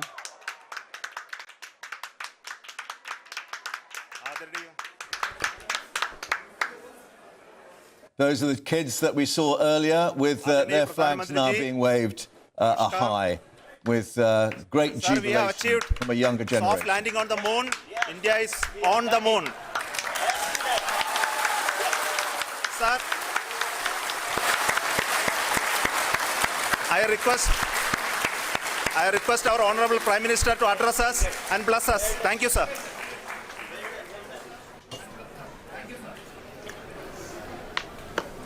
मेरे प्यारे परिवारजनों, जब हम अपनी आंखों के सामने ऐसा So Narendra Modi there is addressing them, of course, from that conference from afar. But interesting, as we were reflecting, that President Putin had been addressing that conference with Russia having failed to achieve this, despite their long history in lunar exploration and space exploration. India has landed. I wonder if Putin will congratulate the Indian Prime Minister. Scientists will now be deploying a rover which will send images and data back to Earth, exploring the South Pole. Well, that is key to the hunt for water. India, in the last few moments, has made history. The first country to land a spacecraft near the South Pole of the Moon. What a momentous day. Let's get some more views from Andy, who's been following this with us. Andy, you were explaining the importance of India in this Artemis programme, this shared project as regards lunar exploration. This will do huge things for the confidence of these teams we're seeing on the right-hand side of the shot here, the mission control with having achieved this. Yes, it is. We should send our congratulations out, because at the end of the day, it's the engineers and the scientists that have done the work. It's a great day for India, of course, as well. But we've got to take our hats off to the engineers and scientists. This is a magnificent achievement, absolutely fantastic. And really pushes India's technology, shows what the world India can actually achieve and do. And that's really good. But yes, for space exploration, this is magnificent, because the more people can join in with space exploration, of course, the costs then starts to fall, because everybody pools their resources, something that's really needed to be done. This is a great moment, and I'm really looking forward now for in a couple of hours when the rover gets out and what data we can actually get back from the surface of the moon, and what wonderful discoveries we are just waiting to find now. But without undermining their achievement, there is, of course, the question about a country that has great difficulty in it feeding its own population, spending all this money on space exploration. It is a contentious issue. Yes, this is a paradox we have with all countries. Parts of America, people are starving to death and have real serious social problems and serious economic problems as well. And yet they can actually put people on the moon, which is a real issue. And this is an issue that politics need to sort out within countries. Because what you can achieve for space exploration and things like that, you can also achieve with social programs as well. I can tell you this now, that any scientists who believed that they were taking the food out of the mouths of babes to do this program wouldn't do it. But it doesn't work like that, unfortunately. The money goes in a different format. But also, this is, of course, technical life insurance for the country.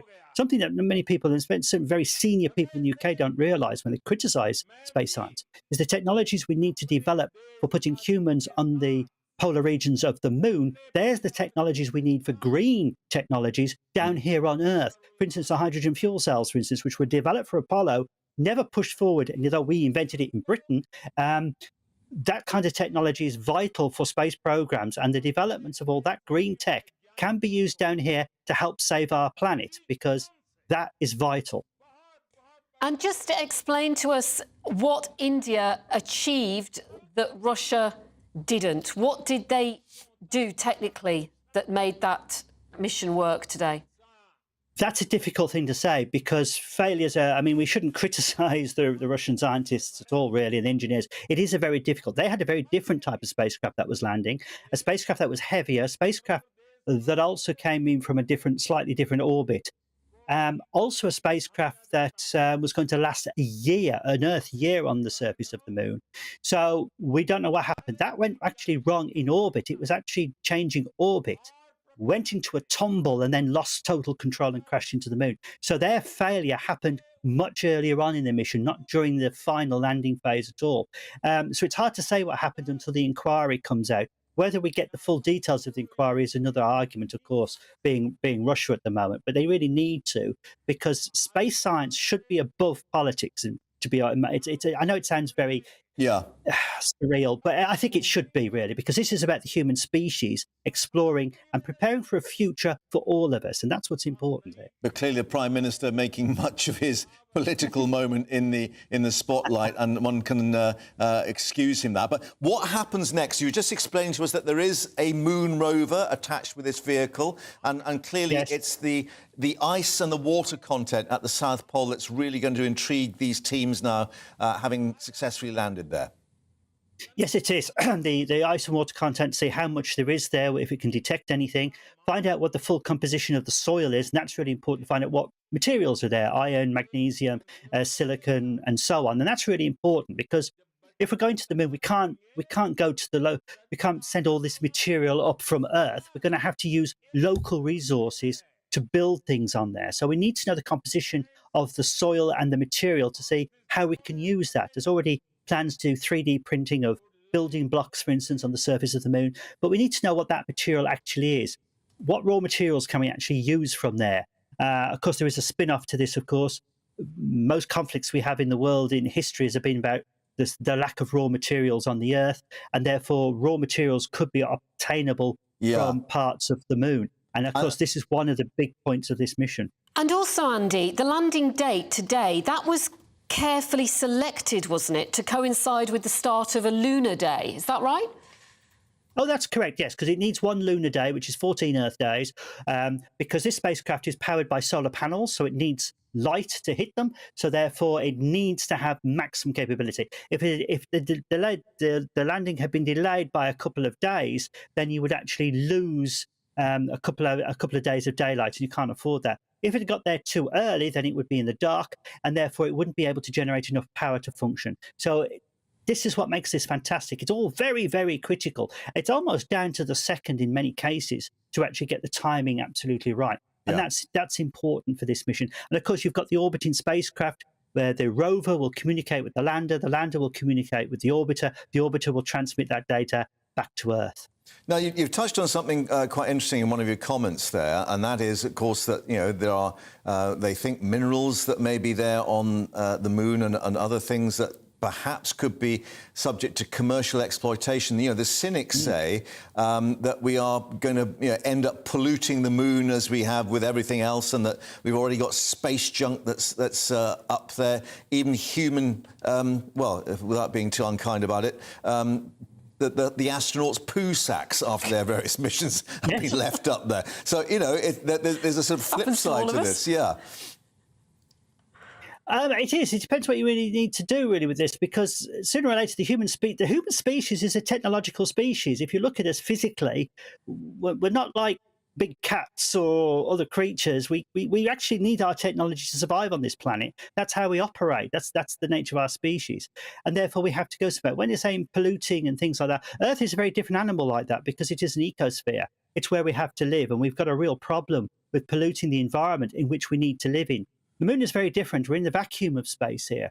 An exploitation of elements of the moon is probably the safest aspect to go to. Anything else, whether you end up with a grey movement like we have the green movement here, that would be quite interesting to see. But at the end of the day, you have to make a decision here: do we want the human species to survive or not? If we do, then we're going to have to use resources out there in space. But as I said, in a sensible way, and green technology is the way to go forward, and that's what you actually need for space. Well, the Prime Minister's still making much of his moment. He's still talking with the various controllers there, listening intently. Just explain to us what you think this is going to do to India's position within the Artemis group. I mean, are they going to be the leaders of this now as a result of what's happened?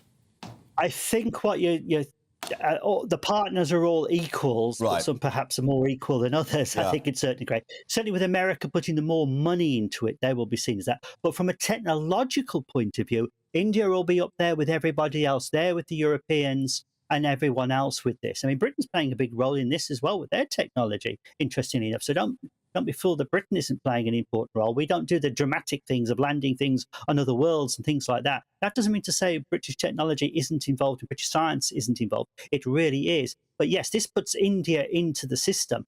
And because they're launching capabilities and the nature of their nation, for instance, raw materials, engineering and salaries are a lot lower in India than they are, say, in the United States and Europe.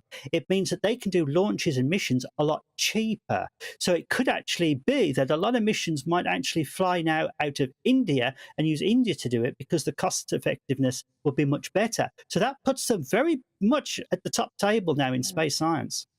And as an expert, Andy, how momentous a day is this for you? Where does it rank? Oh, yeah.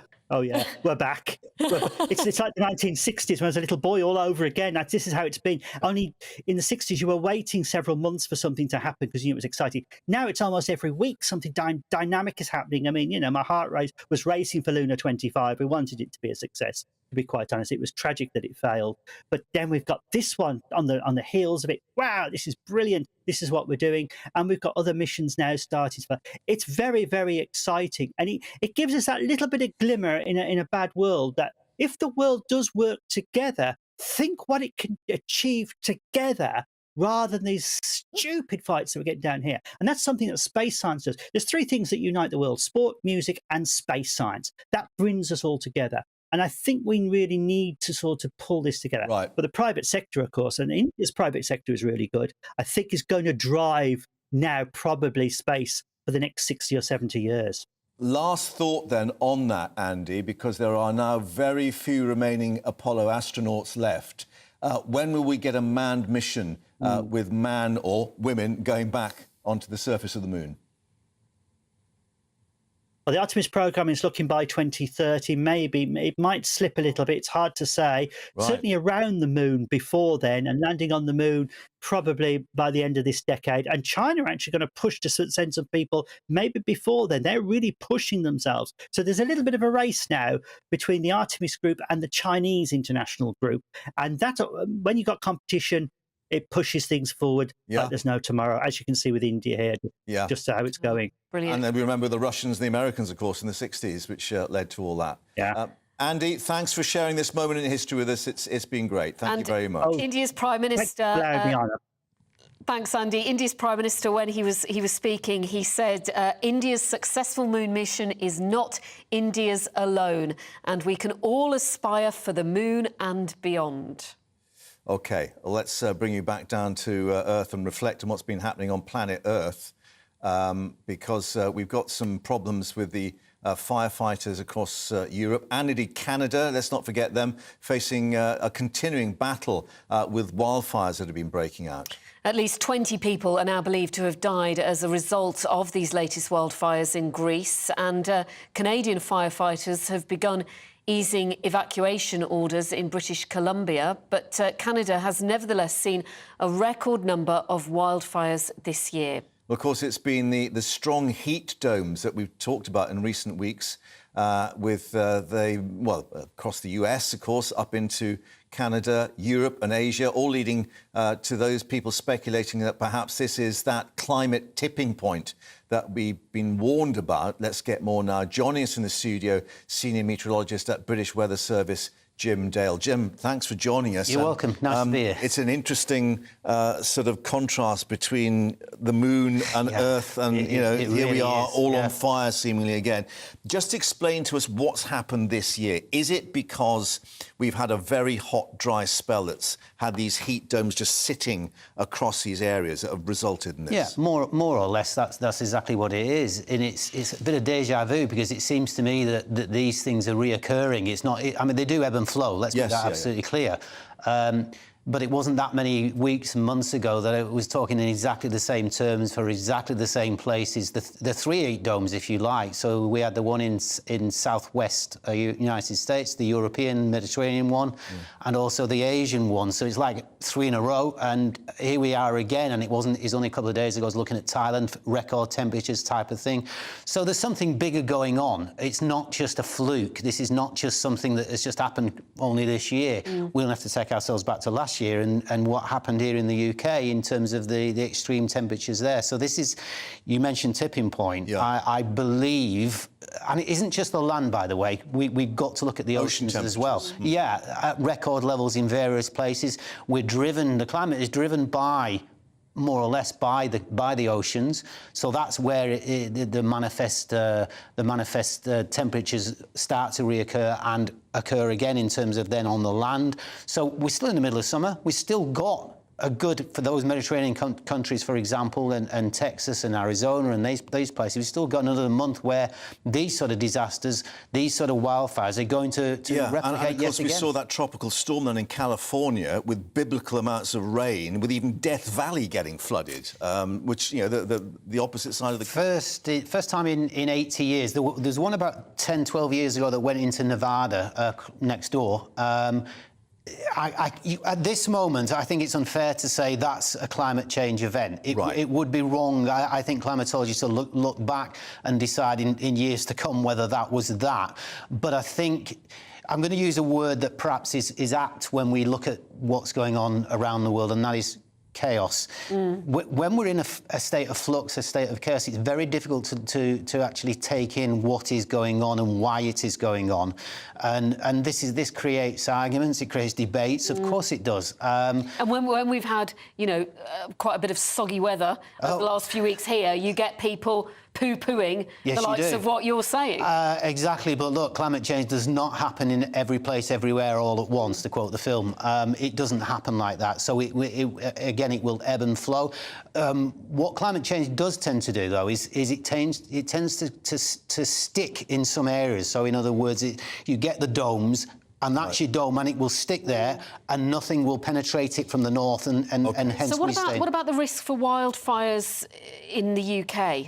Is that risk going to increase? We saw them last year. We won't see them every year. We're a temperate climate for the most part, although we could argue now that perhaps southern areas, even today is quite nice out there, turning slightly more European-style climate, a little bit of Mediterranean in there. I think as years go on, I think it's inevitable. I think that will be the case. We won't see a summer necessarily, but you've only go back to June. That was a record heat in June. We soon forget it. And that's the point. We kind of live for the moment, and you know, we've got to wait for the next time. Now, the contentious issue, of course, is whether this is because of man-made pollution and warming and the carbon in the atmosphere, or is it perhaps, as some are suggesting, you know, we get these cyclical events of La Nina and El Nino, which are the two opposing different kinds of weather systems that affect the jet streams and everything else. La Nina happened last year and it died away, and then we've got the birth of El Nino, which is currently getting going. Now, I take your point. This is the debating point when, certainly in terms of what's out there, in terms of people's views, 70% believe in man-made climate change, not the opposite way around. It's around 13% that don't believe that. So there's a debate going on. Even academics, even the scientific community will debate that and decide which is which. I'm in no doubt whatsoever. I think when you start joining the dots, which is important, join the dots of what's happened just this year. I've never, these last 2 years, as a meteorologist for the last 30, 40 years, I can't remember a time when I was so busy in terms of discussing these and this is all from the data as well, not just the events, but the data. Yeah, the data. Look, record after record after record has just tumbled in all different ways. And we've seen the wildfires. Yes, wildfires have happened here and there. Arson makes no difference. It's what you've got in place that actually makes the difference in terms of the drought, in terms of the excessive heat. That's what makes the difference, whether it comes from somebody's match or lightning strike or some other form. And just back to the here and now, there are claims today that here in the UK we've had the best of the summer now. Bank holiday's not looking good. It's all downhill from here on in. Yeah, you're right about the bank holiday. It doesn't look great. That's one to say. Well, at least some traditions are carrying on. Sorry. Yeah. Look, I actually see September now, based on the fact that things have nudged a little bit from the south as the new summer month. There's no reason. 10 years, go back 10 years. I think September can deliver. I think the we used to call it the point, Indian summer, didn't we? No, October's the Indian summer. Oh, really? Even that late? September can deliver. Look, there's always hope, isn't there? I don't want to rest on the hope, but in just sheer weather terms. Recorded. Yeah, I know. In sheer weather terms, look to around the 2nd, 3rd and 4th of September. I think if the runes are right, if my body's saying the right thing, I think there's some decent weather on the way. But right, and that's, again, evidence of this more European-style weather, that we don't have the changeable conditions. It's just... Yeah, I go back to that word of chaos. For meteorologists, this world that we now live in is a little bit more difficult than perhaps it was 10 years ago. Keeps you in a living, though, doesn't it? It does. I'm busy. Thank you. Jim, thank you very much indeed. Thanks, as always. Thank you. OK, well, so bank holiday Earth. rubbish. Yeah. Let's just reflect. However, we've been to the moon and back this hour with, yes, a successful landing. India has landed. It's got its lander on the south pole of the moon, and we're expecting the rover to be deployed fairly shortly. Yeah, we will be revisiting those momentous moments. Do stay with us. The weather is next. A brighter outlook with Boxed Solar. Proud sponsors of weather on GBNews. Hello again, it's Aidan McGivern here from the Met Office with the GB News forecast. Fine again in the south today with warm sunny spells, but mixed further north. Some showers, some cloud, some longer spells of rain. We've got a warm front moving into central parts of the UK. That marks the boundary between the warm sunshine in the south and the cooler, more changeable, more cloudy weather across much of Wales, the North Midlands, Northern England, Scotland and Northern Ireland. Some patchy rain across northern parts of Wales into the North Midlands. But actually this will ease into the afternoon. The main activity really is across Scotland and Northern Ireland, where some showers will continue, especially western Scotland. Even some longer spells of rain. Feeling cool here. Feeling warm further south, highs of 26, 27 Celsius and clear skies across southern areas through the first part of the night. But showers will turn up across western England, Wales, and some longer spells of rain will move through Scotland. Some heavy downpours here, especially towards the north and northeast by the morning. Temperatures, well, a little bit warmer, I guess, in the north compared with the last couple of nights, but similar in the south. And in the south, we've got spells of rain moving through during Thursday morning, some heavy downpours for a time, especially towards the southeast. That clears into the continent. And then for many, it's a cloudier day, and it's a touch cooler in places as well.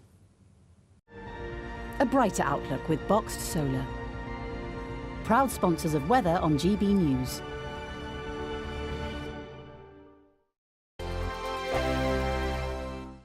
What you get for breakfast is something that, if we do our jobs right, you will wake up to news that you didn't know the night before. It's a conversation. It's not just me and Eamon. We want to get to know you, and we want you to get to know us.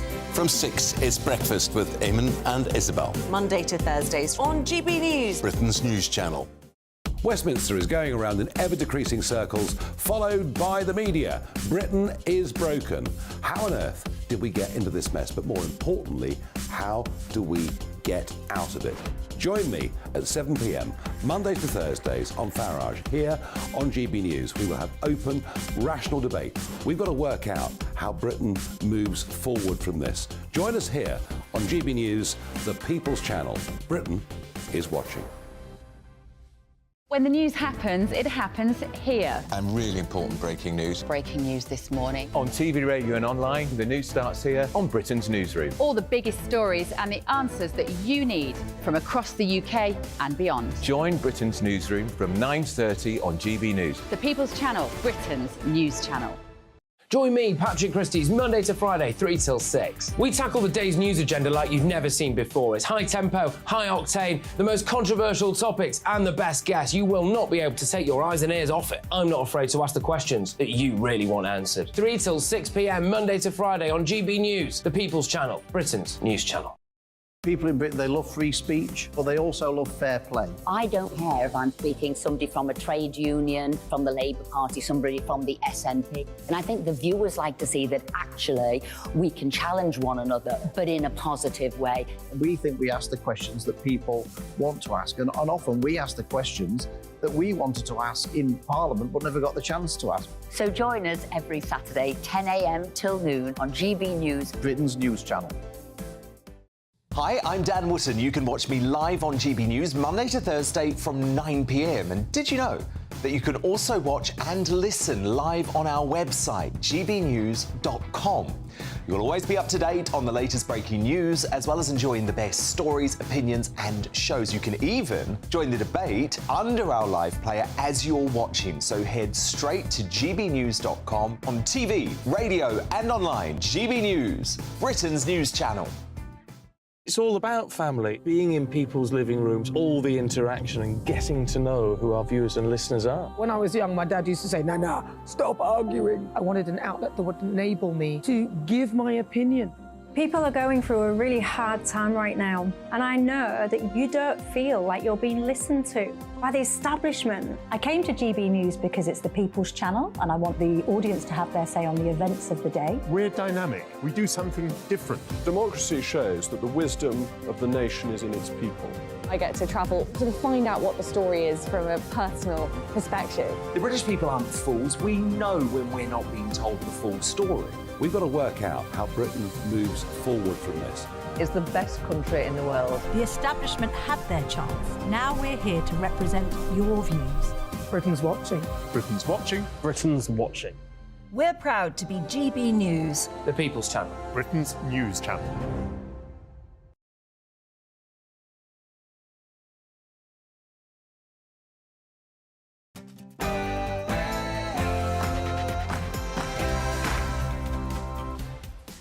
Good afternoon, it is 2 o'clock and you're watching the live desk here on GB News. Coming up this Wednesday afternoon. And India has landed to become the first country to put its craft on the south pole of the moon, only the fourth country to even get onto the moon's surface. A medical milestone. The UK's first womb transplant is hailed as a remarkable stride forward in medical science and a beacon of hope for women wanting to be a mum. Former NatWest boss Alison Rose, who quit after leaking an inaccurate story about Nigel Farage's bank account, is get £2.4 million in a payoff. He's called it a sick joke.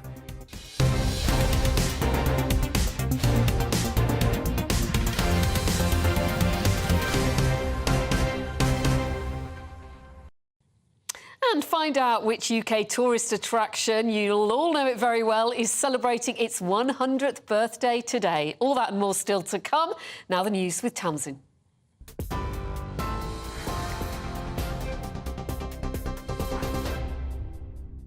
Pip, thanks very much and good afternoon from the GB newsroom at 2:01. Former NatWest Chief Executive Dame Alison Rose is set to receive a £2.4 million pay package a month after quitting. Dame Alison resigned following the row over the closure of Nigel Farage's bank account, but is still working her 12-month notice period.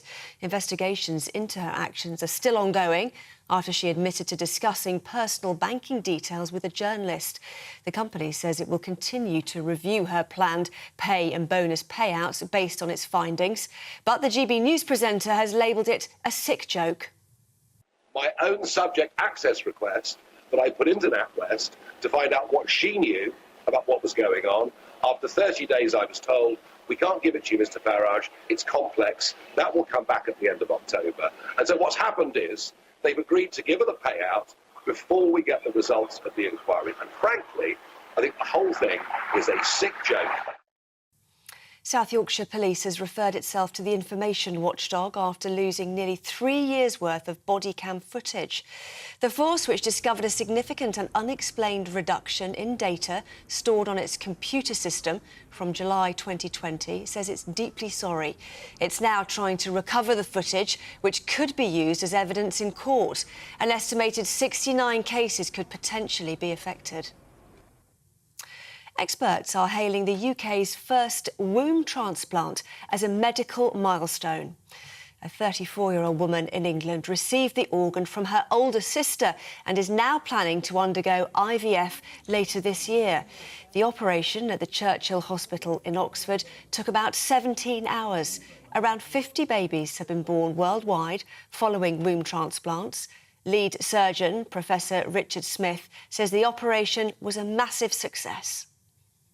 I think probably the most stressful week of our surgical careers, but also unbelievably positive in the outcome. And the donor and recipient just over the moon, really over the moon. Well, certainly excited about the next one. I'm just really happy that we've got a donor who's completely back to normal after her big op, and a recipient after her big op who's doing really well on her immunosuppressive therapy and looking forward to having a baby. Extreme weather continues to fuel wildfires in Eastern Europe. Crews have been struggling to control fires in northern Greece a day after 18 bodies thought to be migrants were discovered. Hundreds of people have been evacuated from areas across the country since Saturday. In Turkey, helicopters are being used to drop water on a forest fire. 1,200 people have been evacuated from 9 villages. A £20,000 reward is being offered for information about the stabbing of a man at London's Notting Hill Carnival. Takayo Nembhard died in hospital after being stabbed in an unprovoked attack last August. Police officers will be at this year's event over the bank holiday weekend to make fresh appeals for information. The government's announced a loan guarantee of more than £190 million to help Ukraine's nuclear fuel supplies. The Energy Secretary Grant Shapps confirmed the move during a visit to a power station in the country, which was damaged by Russian missiles.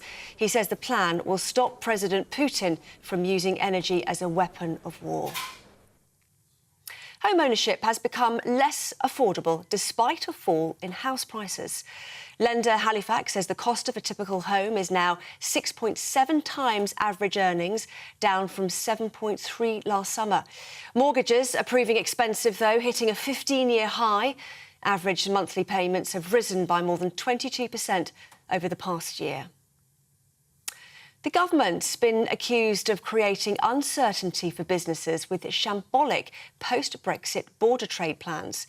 Labour is demanding clarity following reports that ministers will delay the introduction of border checks on animal and plant products coming from the EU. It comes as Trade Secretary Kemi Badenoch heads to India to intensify trade talks with the nation.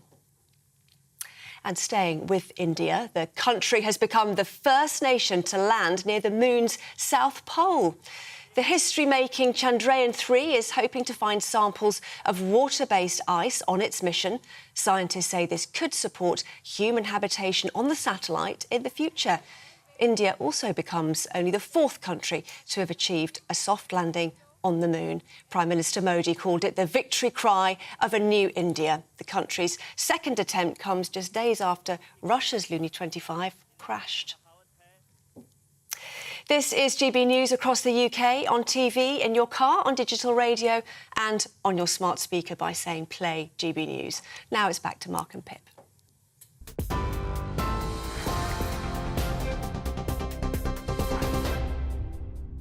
Tamsin, thanks very much indeed. Well, yes, indeed, let's reflect more on that piece of history being made in this past hour. India, the first country to land a spacecraft on the South Pole of the Moon, beating the United States, China and Russia. Here is the moment that Chandrayaan-3 landed. जी हाँ, आप अपनी screen पे देख सकते हैं कि हम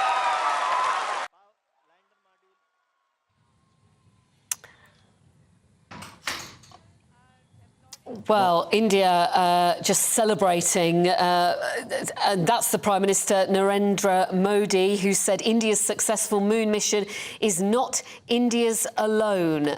He says that India's success is a success for all humanity. And India was in a race against the Russians, whose mission failed a few days ago. Let's bring in the thoughts of space and planetary scientist Andy Lound, who watched the landing live with us. How would you describe today, Andy? As always with these things, nerve-wracking, exciting, it's everything really. But they've done it. It's fantastic. And I thought Modi's comments about this isn't just a success for India, but this is a success for everybody, I think is very well said. And I think that's quite important to put that forward. Very reminiscent, perhaps, of Richard Nixon when he pointed that out, that this was an important event for all humanity, and it really is.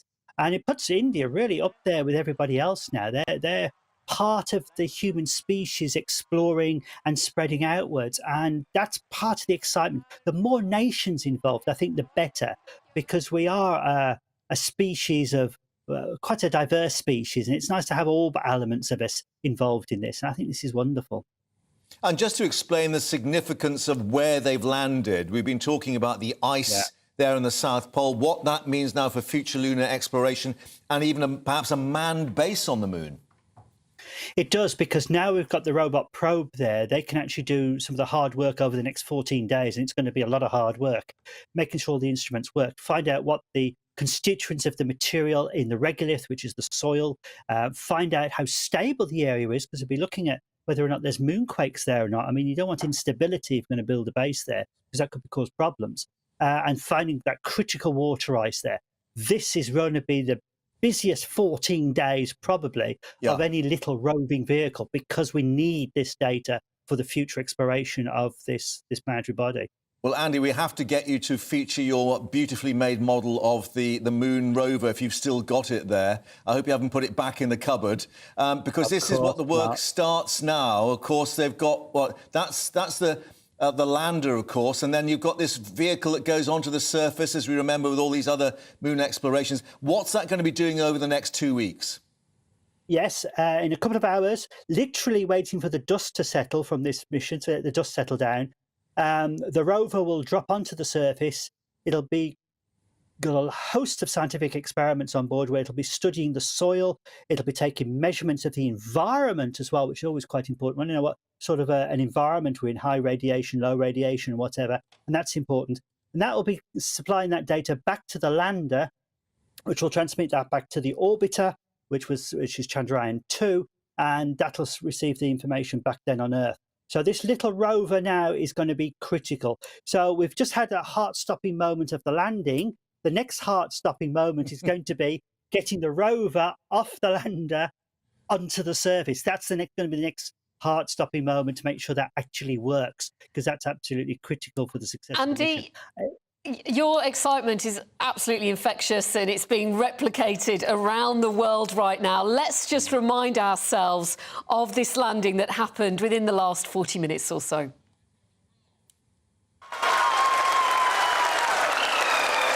People are applauding.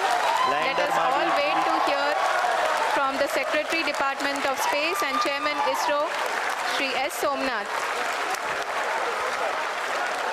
Lander module पूरी तरह से safely or softly चंद्रमा के Well, India has landed, another moment of history. And Andy, last thought to you, what do you think that the Russians will be making in particular of this, bearing in mind, they led the space race, the first country into space with Gagarin, and now, of course, they've failed to India.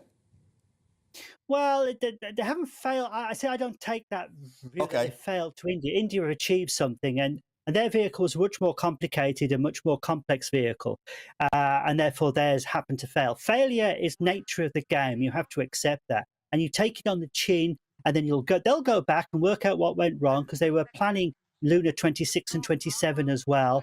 I think it's interesting that they're doing it mostly on their own, whereas originally they were going to be working with the European Space Agency. That sort of fell apart.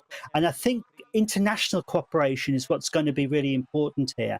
And I think Russia might want to reflect on that. But having said that, the nature of the government there at the moment isn't internationalistic in that sense. Andy, and your beautifully made models, thank you very much indeed for taking us through another moment of space history. Thanks very much. Now, back on terra firma, and surgeons have performed the UK's first womb transplant on a 34-year-old woman with an organ donated by her older sister. Well, the whole procedure lasted some 18 hours or more at the Churchill Hospital in Oxford. Lead surgeons Professor Richard Smith and Isabel Quiroga describing it all as a nerve-wracking moment, but a massive success. We were very proud. Yeah, certainly it was an incredibly proud moment. Can I say, when we all met together, They came at 7, we saw the patients, but then we all, those almost the 30 people got together to plan exactly who was doing what with the breakfast there. It was such an amazing feeling that we have made it to that point. And as you say, just for the patient, not only for us, but for the institutions that had put so much effort into this. We were all there for the patient. We wanted her to end up with a successful uterus transplant and hopefully a baby. We were all in tears.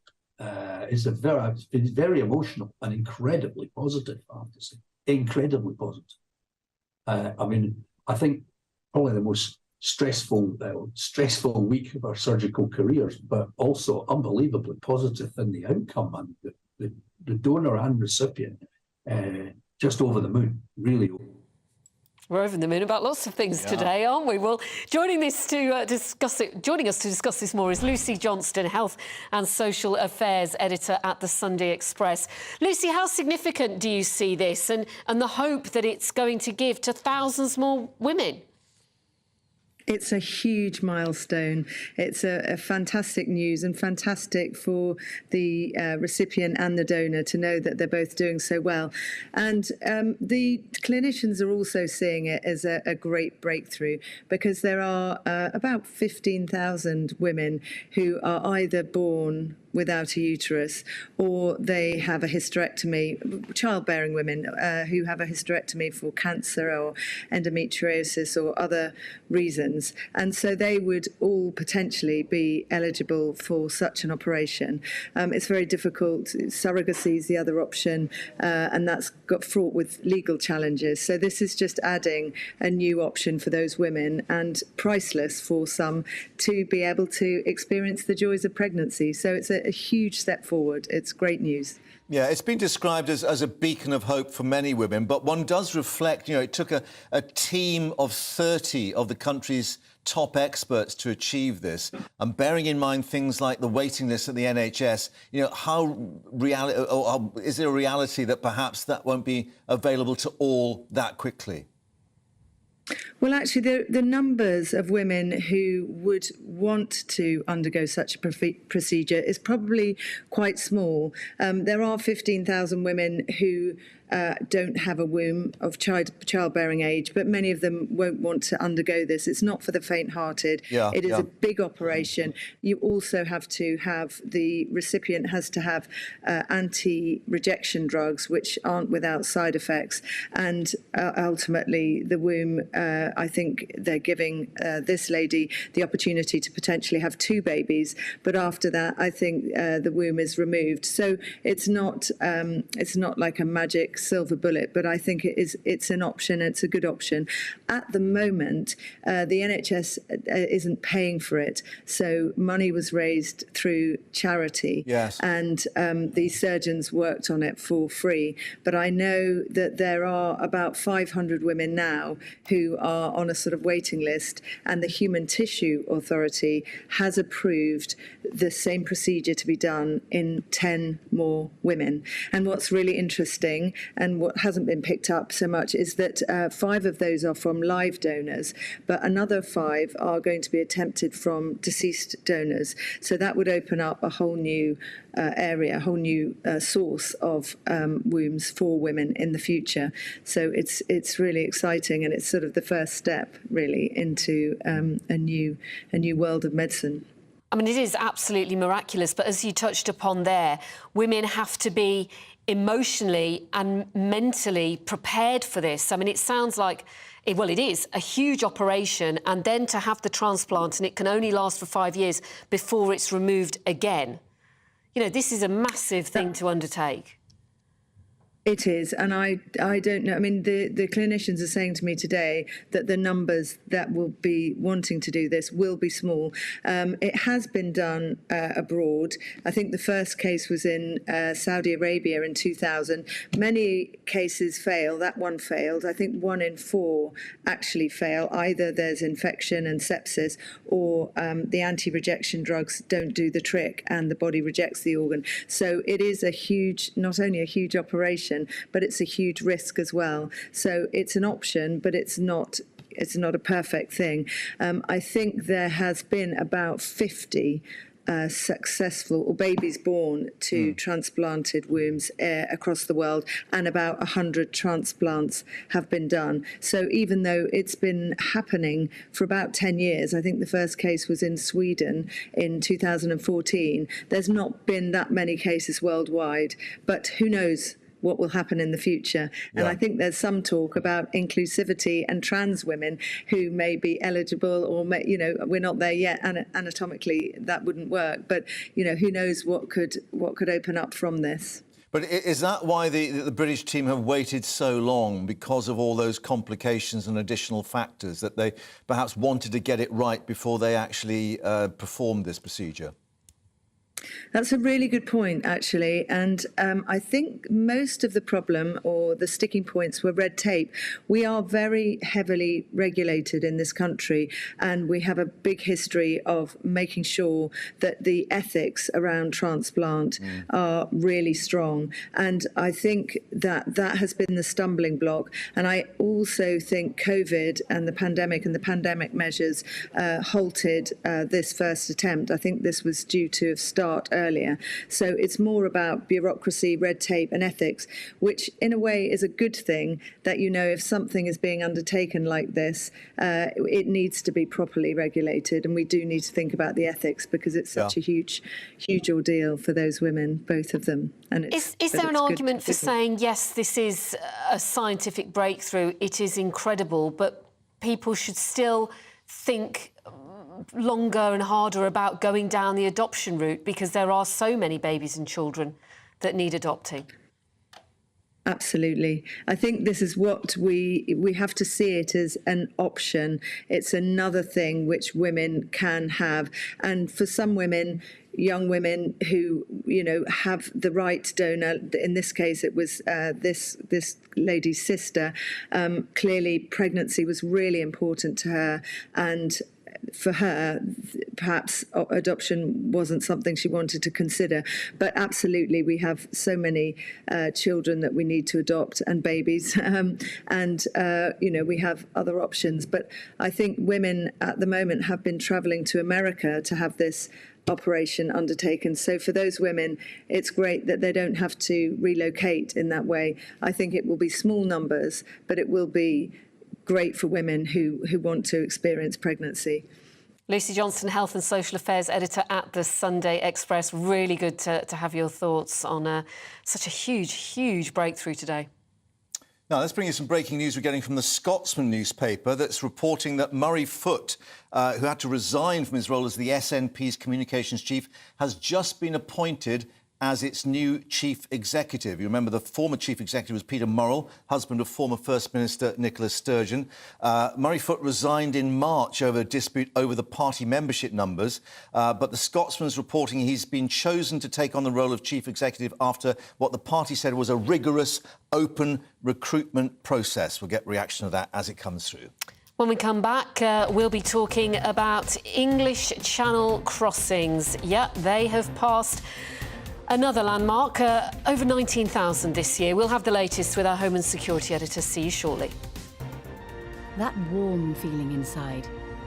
From Boxed Boilers. Proud sponsors of weather on GB News. Hi there, it's Aidan McGibbon here from the Met Office with the GB News forecast. Showers for many of us today, driest in the south with warm sunny spells. Otherwise, it's showers and longer spells of rain. A weather front is moving across central parts, high pressure to the south of the UK, changeable for parts of Scotland and Northern Ireland with showers and longer spells of rain. There'll be some damp weather moving into northern parts of Wales, into northern England through the evening and overnight, whilst some showers turn up across southwest England and some very lively weather over the near continent. Risk of severe thunderstorms here could start to impact things by the end of the night. It's staying warm in the south, cooler further north, where we've got increasingly heavy showers and longer spells of rain moving through the north and northeast of Scotland as we start off Thursday. And the thundery developments I mentioned over France, well, they're likely to extend some heavy rain for a time into the south and southeast of England, but by lunchtime, much of that's out of the way. Still a few showers in the south. And certainly quite a number of showers for Scotland and Northern Ireland, with some wetter weather there for Orkney and Shetland. A cooler day for many, temperatures down a few degrees, but still fairly warm in the south and humid. Then as we go into Friday, we're all into this cooler and more changeable airflow that many northern parts have had throughout the week, and that means a mixture of sunny spells and showers for most on Friday and Saturday, especially towards the north and northwest, and temperatures back to average.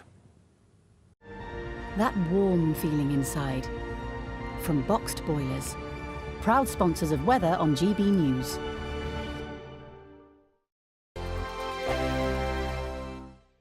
The Live Desk with me, Mark Longhurst. And me, Pip Thompson. It's here Monday to Friday on GB News. From Midday, we'll bring you the news as it breaks, whenever it's happening and wherever it's happening, from across the UK and around the world. Refreshing, feisty, but with a bit of fun too. If it matters to you, we'll have it covered on TV, radio and online. Join the Live Desk on GB News, the People's Channel, Britain's news channel. Weeknights on GB News from 6 p.m. You'll always get drama. Please stop, Michelle. I know, yeah. Please stop. Should I just shut up? Romance. You like me, I like you. There you go. There you are. Well, don't tell anybody.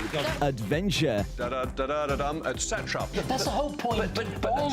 And action. Sergeant, read my superstar panel. They're already at it. They're fighting. It's going to be quite a show. Only on GB News, the People's Channel, Britain's news channel.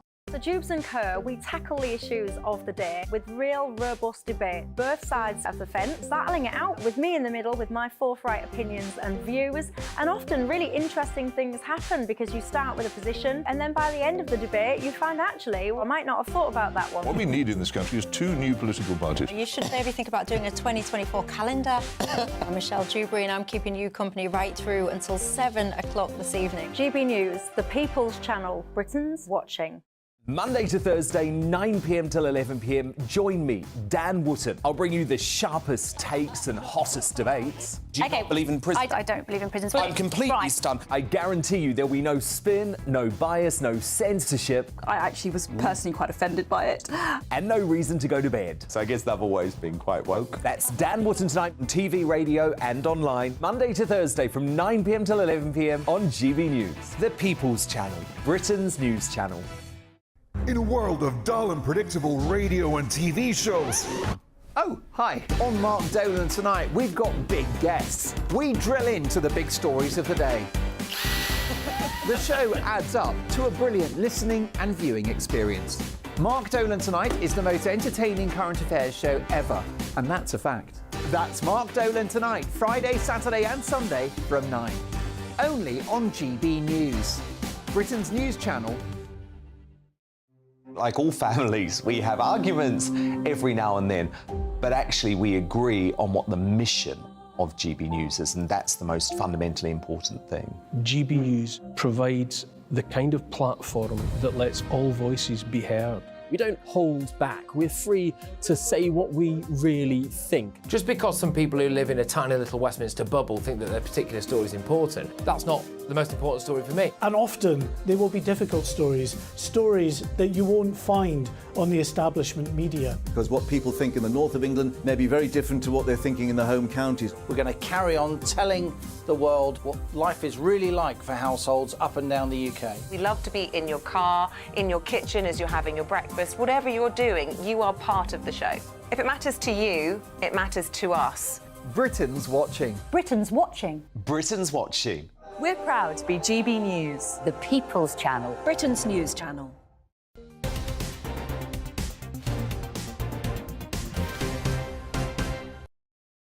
Oh, welcome back to the Live Desk. Now, the Prime Minister still insisting that his policies are helping to reduce the number of those small boats crossing the Channel.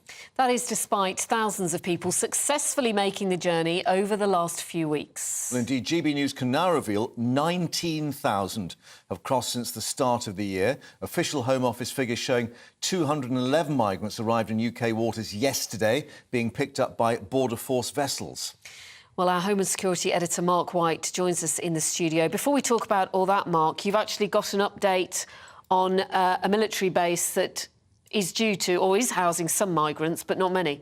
Yeah, this is the Wethersfield base, the former RAF Wethersfield base in Essex, which is due to house up to 1,700 young male asylum seekers by the end of this year. We reported last week, though, that only 80 people were currently on site, more than a month after the first of these Channel migrants arrived there. Now we've seen an internal assessment that's been put together by the Home Office and shared with stakeholders, including the likes of local councils in the area, and it points to a number of unresolved issues that need to be addressed, such as fire risk assessment, the connection of water utilities, and some other issues that need to be fully resolved before all of the number of migrants that they're hoping for can be put there. They say they're still on track to get up to 500 Channel migrants on site by the end of this month, but with 8-9 days to go, that might be a bit of a push. We've still not got an update on what the current figure is, but last week, as I say, it was only 80. Yeah, and of course it follows the issues with Legionella on board the barge, the Bibby Stockholm, and we've got a number now of Tory MPs coming forward calling on the Home Office to be perhaps better controlled in terms of the assessments it's making on these things, and clearly problems have been in the background. Yeah, I mean, there is, to be fair to the Home Office, clearly an issue in terms of when you have young people that have come from jungles, effectively, encampments along the northwest coast of France that they've been living in sometimes for months. Many of these people coming across have contracted diseases there that they take with them to these bases. So there is an issue that needs to be addressed in terms of the screening, I think. That's certainly the true. But they have to deal with it. And I think it's not uncommon for certain diseases to be isolated and to be recognised when they come in. In fact, Wethersfield, there was an outbreak of scabies. There was also an outbreak initially of tuberculosis. This internal assessment says they are now under control and were dealt with appropriately. And in terms of the English Channel crossings, these latest figures, they are still going, whatever Rishi Sunak says, they're going in the wrong direction. Well, he's right to point out that the overall number for the year is down about 13%. It's not down to him, though, is it?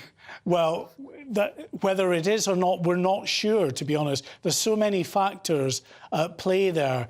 But they're down 13% on the same period last year. And maritime experts that we speak to that see and work these waters, that have observed this Channel migrant crisis for the past 4 years, believe that it's actually the weather that's a significant factor here. This boat that our television viewers can see on screen now came across the Channel this morning, absolutely full to the gunnels there. Now, the Border Force vessel Ranger picked up the occupants of this boat and took them to the processing centre at Dover Harbour. This is Ranger coming in. And when our Kent producer counted the number of people that came off Ranger, he put that figure at 81.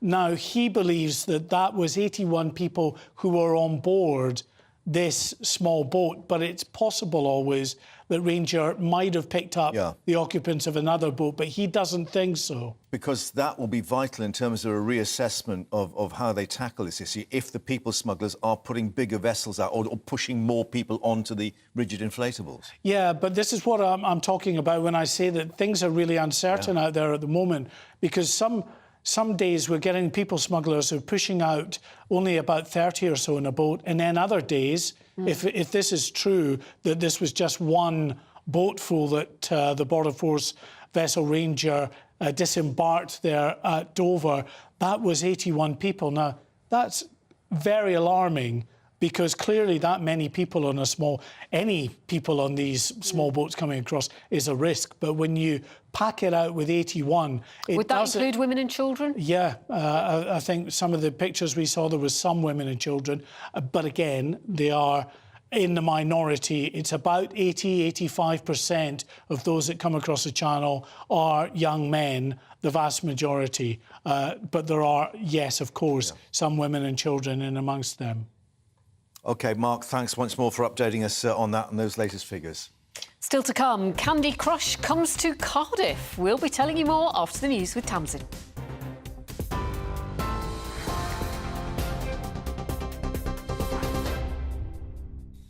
Pip, thanks very much. Here are the headlines at 2:33.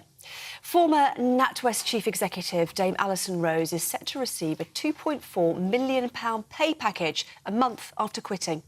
Dame Alison resigned following the row over the closure of Nigel Farage's bank account, but is still working her 12-month notice period. Investigations into her actions are still ongoing after she admitted to discussing personal banking details with a journalist.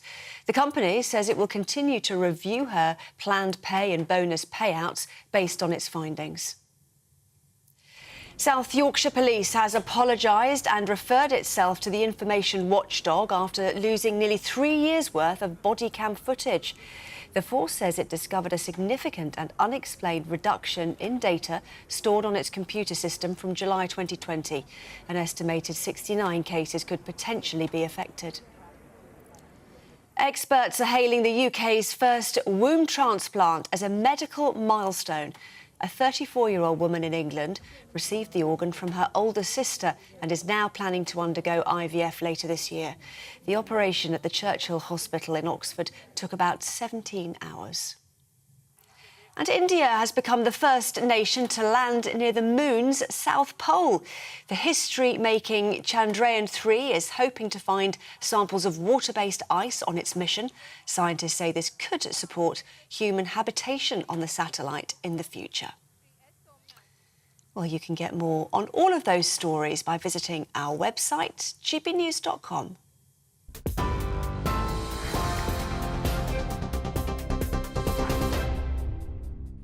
Direct Bullion sponsors the Finance Report on GB News for gold and silver investment.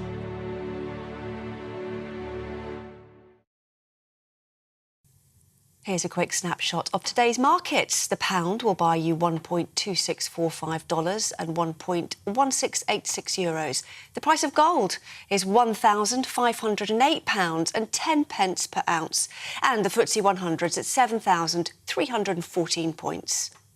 Direct Bullion sponsors the Finance Report on GB News for physical investment. What you get for breakfast is something that, if we do our jobs right, you will wake up to news that you didn't know the night before. It's a conversation. It's not just me and Eamon. We want to get to know you, and we want you to get to know us. From 6, it's Breakfast with Eamon and Isabel. Monday to Thursdays on GB News, Britain's news channel. Westminster is going around in ever-decreasing circles, followed by the media. Britain is broken. How on earth did we get into this mess? But more importantly, how do we get out of it? Join me at 7 p.m, Mondays to Thursdays on Farage, here on GB News. We will have open, rational debate. We've got to work out how Britain moves forward from this. Join us here on GB News, the People's Channel. Britain is watching. When the news happens, it happens here. And really important breaking news. Breaking news this morning. On TV, radio and online, the news starts here on Britain's Newsroom. All the biggest stories and the answers that you need from across the UK and beyond. Join Britain's Newsroom from 9:30 on GB News. The People's Channel, Britain's news channel. Join me, Patrick Christie's, Monday to Friday, 3 till 6. We tackle the day's news agenda like you've never seen before. It's high tempo, high octane, the most controversial topics and the best guests. You will not be able to take your eyes and ears off it. I'm not afraid to ask the questions that you really want answered. 3 till 6 p.m, Monday to Friday on GB News, the People's Channel, Britain's news channel. People in Britain, they love free speech, but they also love fair play. I don't care if I'm speaking somebody from a trade union, from the Labour Party, somebody from the SNP. And I think the viewers like to see that actually we can challenge one another, but in a positive way. We think we ask the questions that people want to ask, and often we ask the questions that we wanted to ask in Parliament but never got the chance to ask. So join us every Saturday, 10 a.m. till noon on GB News, Britain's news channel. Hi, I'm Dan Wootton. You can watch me live on GB News Monday to Thursday from 9 p.m. And did you know that you can also watch and listen live on our website, gbnews.com. You'll always be up to date on the latest breaking news, as well as enjoying the best stories, opinions and shows. You can even join the debate under our live player as you're watching. So head straight to gbnews.com on TV, radio and online. GB News, Britain's news channel. It's all about family, being in people's living rooms, all the interaction and getting to know who our viewers and listeners are. When I was young, my dad used to say, Nana, stop arguing. I wanted an outlet that would enable me to give my opinion. People are going through a really hard time right now, and I know that you don't feel like you're being listened to by the establishment. I came to GB News because it's the people's channel, and I want the audience to have their say on the events of the day. We're dynamic. We do something different. Democracy shows that the wisdom of the nation is in its people. I get to travel to find out what the story is from a personal perspective. The British people aren't fools. We know when we're not being told the full story. We've got to work out how Britain moves forward from this. It's the best country in the world. The establishment had their chance. Now we're here to represent your views. Britain's watching. Britain's watching. Britain's watching. We're proud to be GB News, The People's Channel. Britain's news channel.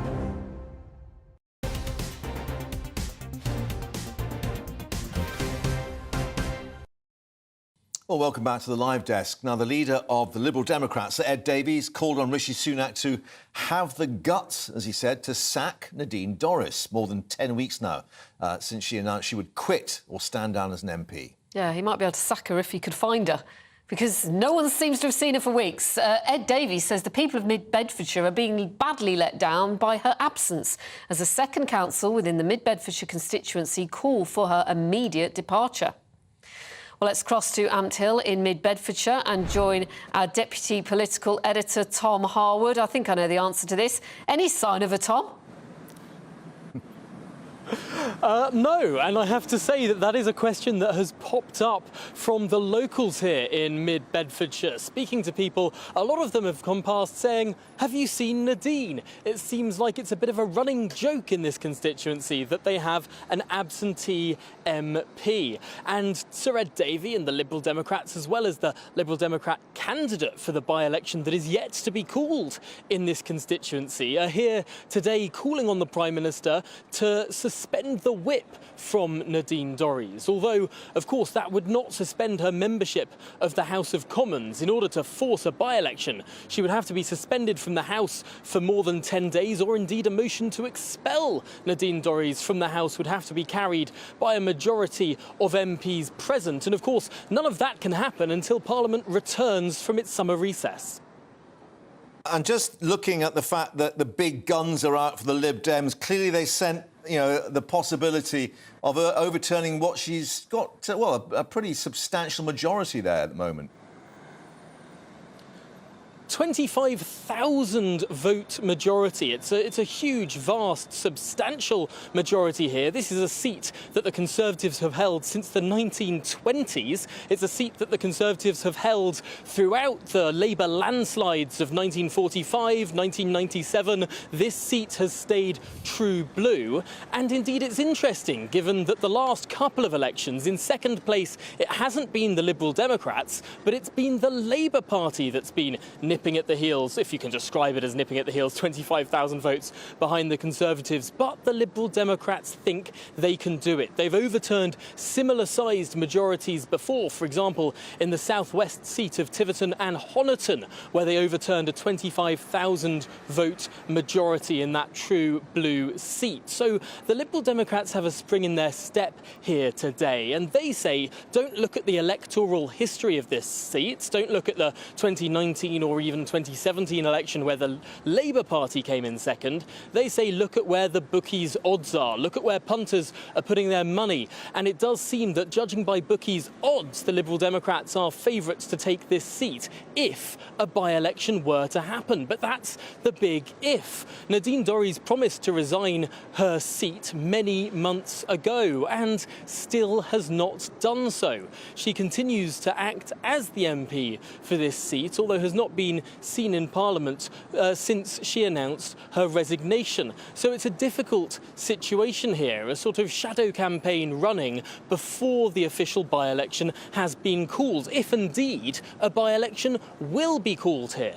But the Liberal Democrat leader and indeed the Liberal Democrat candidate are out and about knocking on doors today. I asked them if they would be doing a formal pact with the Labour Party, given the Labour Party's second-place finish last time around, and Sir Ed Davey was clear. He said no pacts with the Labour Party, although he was less clear with where his party would be after a general election. Twice today, he refused to rule out going into coalition with Sir Keir Starmer's Labour Party after the next general election. So much to think about for the voters here in true blue mid-Bedfordshire. Thank you, Tom. I see a few voters behind you there. They might be able to give you some pointers as to Nadine's location. Maybe the vets as well, if she's got a dog or a cat. They might help you out. Good luck. On the tail or the trail, who knows? Anyway, now, a gaming company which is behind some of the world's biggest video games set to open its European headquarters in Cardiff. Yes, Rocket Science Corporation is best known for games including Candy Crush, Fortnite and Call of Duty. Well, the company's co-founder, originally from Bridgend, not that far from Cardiff, of course, welcoming the support of the Welsh Government's Economy Futures Fund. And it could create more than 50 new jobs. We're delighted to say Thomas Daniel, co-founder, joins us now. Thanks very much indeed for your time. Why Cardiff? Oh, thanks for having me, first of all. Why Cardiff? Two very big parts to that decision.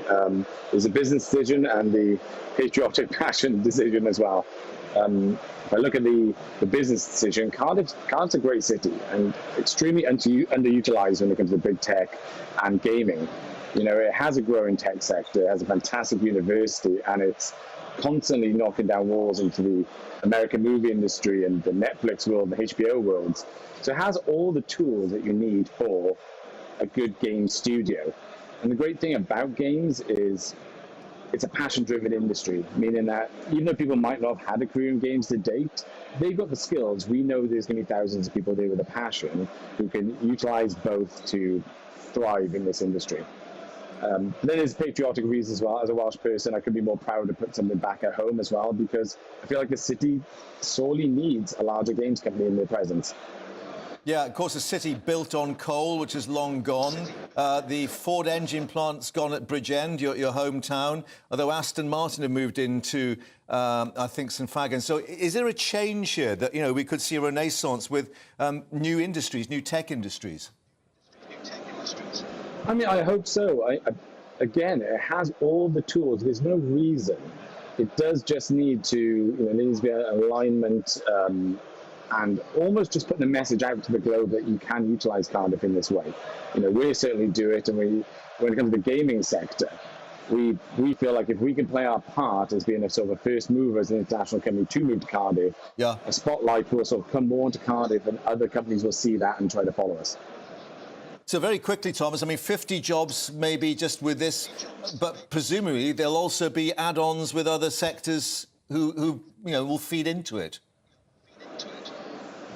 Yeah, 50 jobs with rocket science, right? And that could increase. We're not going to put a cap on success, and if things go well in growth mode, we'll go more. But the vision is, you know, over 10 years in the Cardiff and Wales areas, is that people will leave us, you know, and then they'll start their own thing, or we'll add the skill sets from the big studios here in America to people in Cardiff.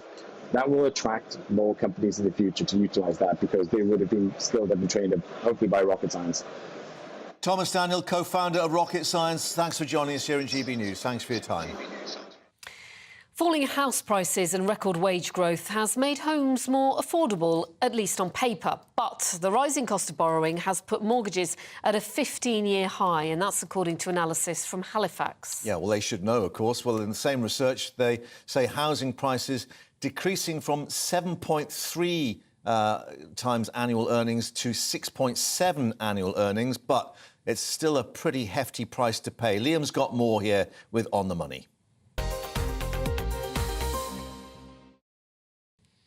So it sounds good in some ways, but not if you haven't got the money to get a mortgage. Yeah, if you can't raise the money because it's too expensive to raise the money because the interest rate's too high.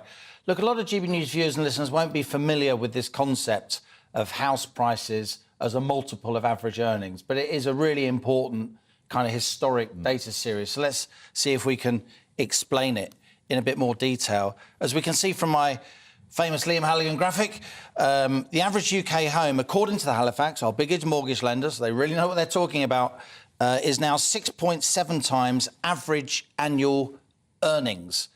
That's down from 7.3 times last year. Now, that's interesting because it's down because house prices are down and average earnings are also up. That's why the ratio of the two has gone down. But, as you say, Pip, we've had 14 interest rate rises since December 2021. So even if the house is a bit cheaper, you've got to pay more to raise the money to buy it. Unless you're a cash buyer, of course. It's a great time for, the very lucky, tiny minority who have got hundreds of thousands of pounds sitting in the bank. And let's be clear, while this multiple is down, back in the 1990s, price-earnings ratios were between 3 and 4 times. So the average house was 3 or 4 times the average annual salary. So you can see house prices remain historically really, really expensive. And that's why people are paying so much more as a share of their salary and their mortgage payments than they were back in the 80s and 90s when interest rates might have been 10 or 12 or 15%. Yeah. Well, in fact, I mean, even just for a few years, I think the Halifax have also said that at the moment, people are paying 35% of their income to actually service the mortgage, up from 23% only in 2020. That's right. And I do get slightly impatient with a lot of people I see on Twitter, newspaper columnists, back in my day, interest rates were 15%, we survived. Today's youngsters, they eat too many avocado sandwiches, they spend too much money going to Ibiza.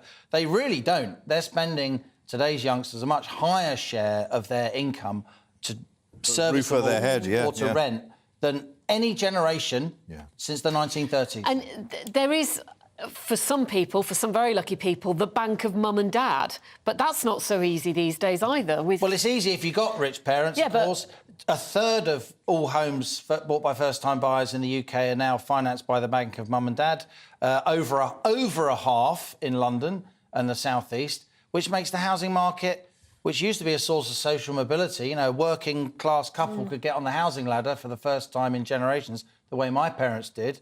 But now the housing market's a source of unfairness and rancour because wealthy families, kids, can get properties so they pay their own mortgage rather than someone else's in rent. And even mum and dad could be hurting when we look at some other figures that have come up. Just to explain to people what we've looked at before, the PMI, it's an indicator of whether we could be heading to recession or not. And it's not looking good, is it? It certainly is, Mark. And I know you follow these figures very, very closely, and rightly so, because you know from your experience, as I do from mine, that these PMI numbers, Purchasing Manager Index numbers, a survey of business leaders, very authoritative, very wide-ranging, what business leaders think is happening in the economy. We're talking about small business owners as well as corporate titans. And so they they preempt the GDP figures. And we can see there, the manufacturing PMI, this is in August, dropped from 45.3 in July to 42.5. And any reading below 50 indicates that sector is contracting. Yeah, the so not just not growing, yeah. getting smaller. But hey, it doesn't matter because the UK is a service economy, right? 80% of our economy is services. It does matter because in August, the services PMI also went negative, 48.7 compared to 51.5 the month before. And the economy-wide PMI, all those sub-indices wrapped up into one, again, that's just gone negative for the first time. 47 in many years, 47.9 compared to 58.8. Now, 50.8. Now, the PMI overall is the lowest since January 2021, which was, lockdown. Yeah. What does that mean? It means that the Bank of England's interest rate rises are clearly now driving us into a recession, as some of us have warned. A recession's, 2 consecutive quarters of economic contraction. That will hit investment. That, unfortunately, will hit jobs. That's another reason why house prices are going down. But, I've been looking, since I last spoke to you about this, at what we call the futures market. Yeah. And it's clear now that financial markets think that the Bank of England will think twice about raising interest rates. 21st September? 21st of September is when they're going to go up. This morning, before this number, the futures market was suggesting that interest rates were probably going to peak at 6.25%, currently 5.25%. They're now looking at between 5.5 and 5.75, so just one more interest rate rise, which changes the game for lots and lots of people who are trying to service those difficult mortgages or trying to buy a new home. We'll keep everyone on top of those figures, of course. Liam, thanks very much. Well, bumpy ride of the economy. And talking of bumpy rides, today marks 100 years of the Big Dipper. Blackpool's iconic roller coaster cost just £1 to ride when it was first built in 1923. I'm getting a bit queasy looking at these pictures. Strap yourselves in. Yeah, featured much steeper drops and sharper turns. Oh, I love stuff like this. This is just like the economy, isn't it? Oh, it's brilliant.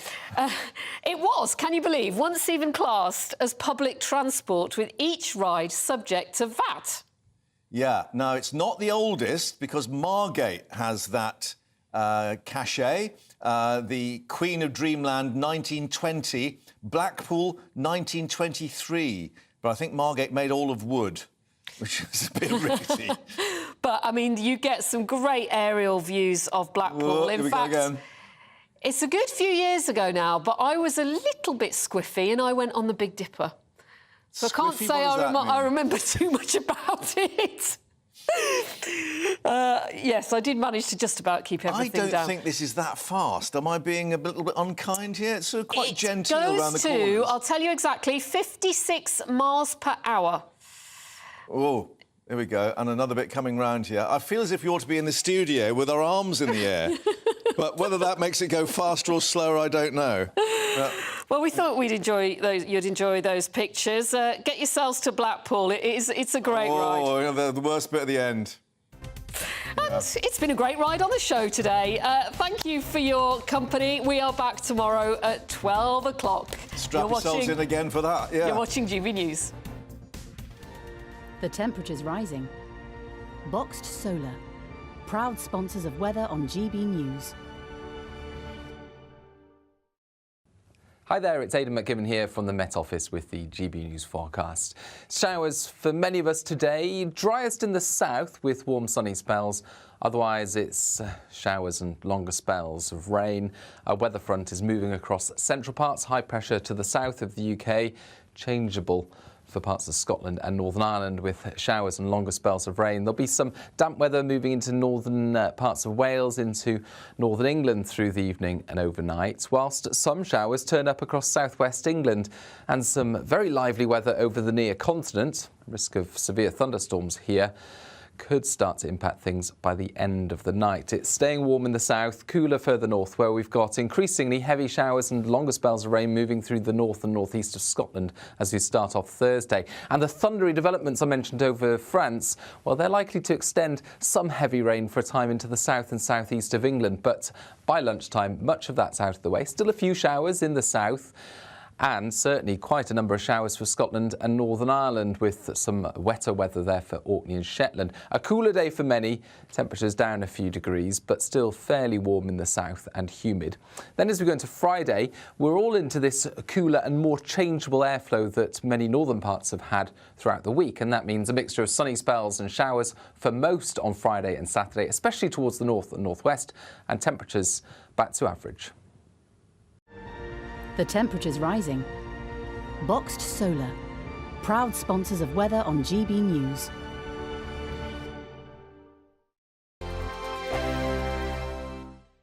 The Live Desk with me, Mark Longhurst. And me, Pip Thompson. It's here Monday to Friday on GB News. From Midday, we'll bring you the news as it breaks, whenever it's happening and wherever it's happening, from across the UK and around the world. Refreshing, feisty, but with a bit of fun too. If it matters to you, we'll have it covered on TV, radio and online. Join the Live Desk on GB News, the People's Channel, Britain's news channel. Weeknights on GB News from 6 p.m. You'll always get drama. Please stop, Michelle. I know, yeah. Please stop. Should I just shut up? Romance. You like me, I like you. There you go. There you are. Well, don't tell anybody. Adventure. Etc. That's the whole point. And action. Read my superstar panel. They're already at it. They're fighting. It's going to be quite a show. Only on GB News, the People's Channel, Britain's news channel. So Jubes and Kerr, we tackle the issues of the day with real robust debate, both sides of the fence, battling it out with me in the middle with my forthright opinions and views. And often really interesting things happen because you start with a position and then by the end of the debate you find actually, well, I might not have thought about that one. What we need in this country is 2 new political parties. You should maybe think about doing a 2024 calendar. I'm Michelle Dewberry and I'm keeping you company right through until 7 o'clock this evening. GB News, the People's Channel, Britain's watching. Monday to Thursday, 9 p.m. till 11 p.m. Join me, Dan Wootton. I'll bring you the sharpest takes and hottest debates. Do you not believe in prison? I don't believe in prisons. I'm completely stunned. I guarantee you there'll be no spin, no bias, no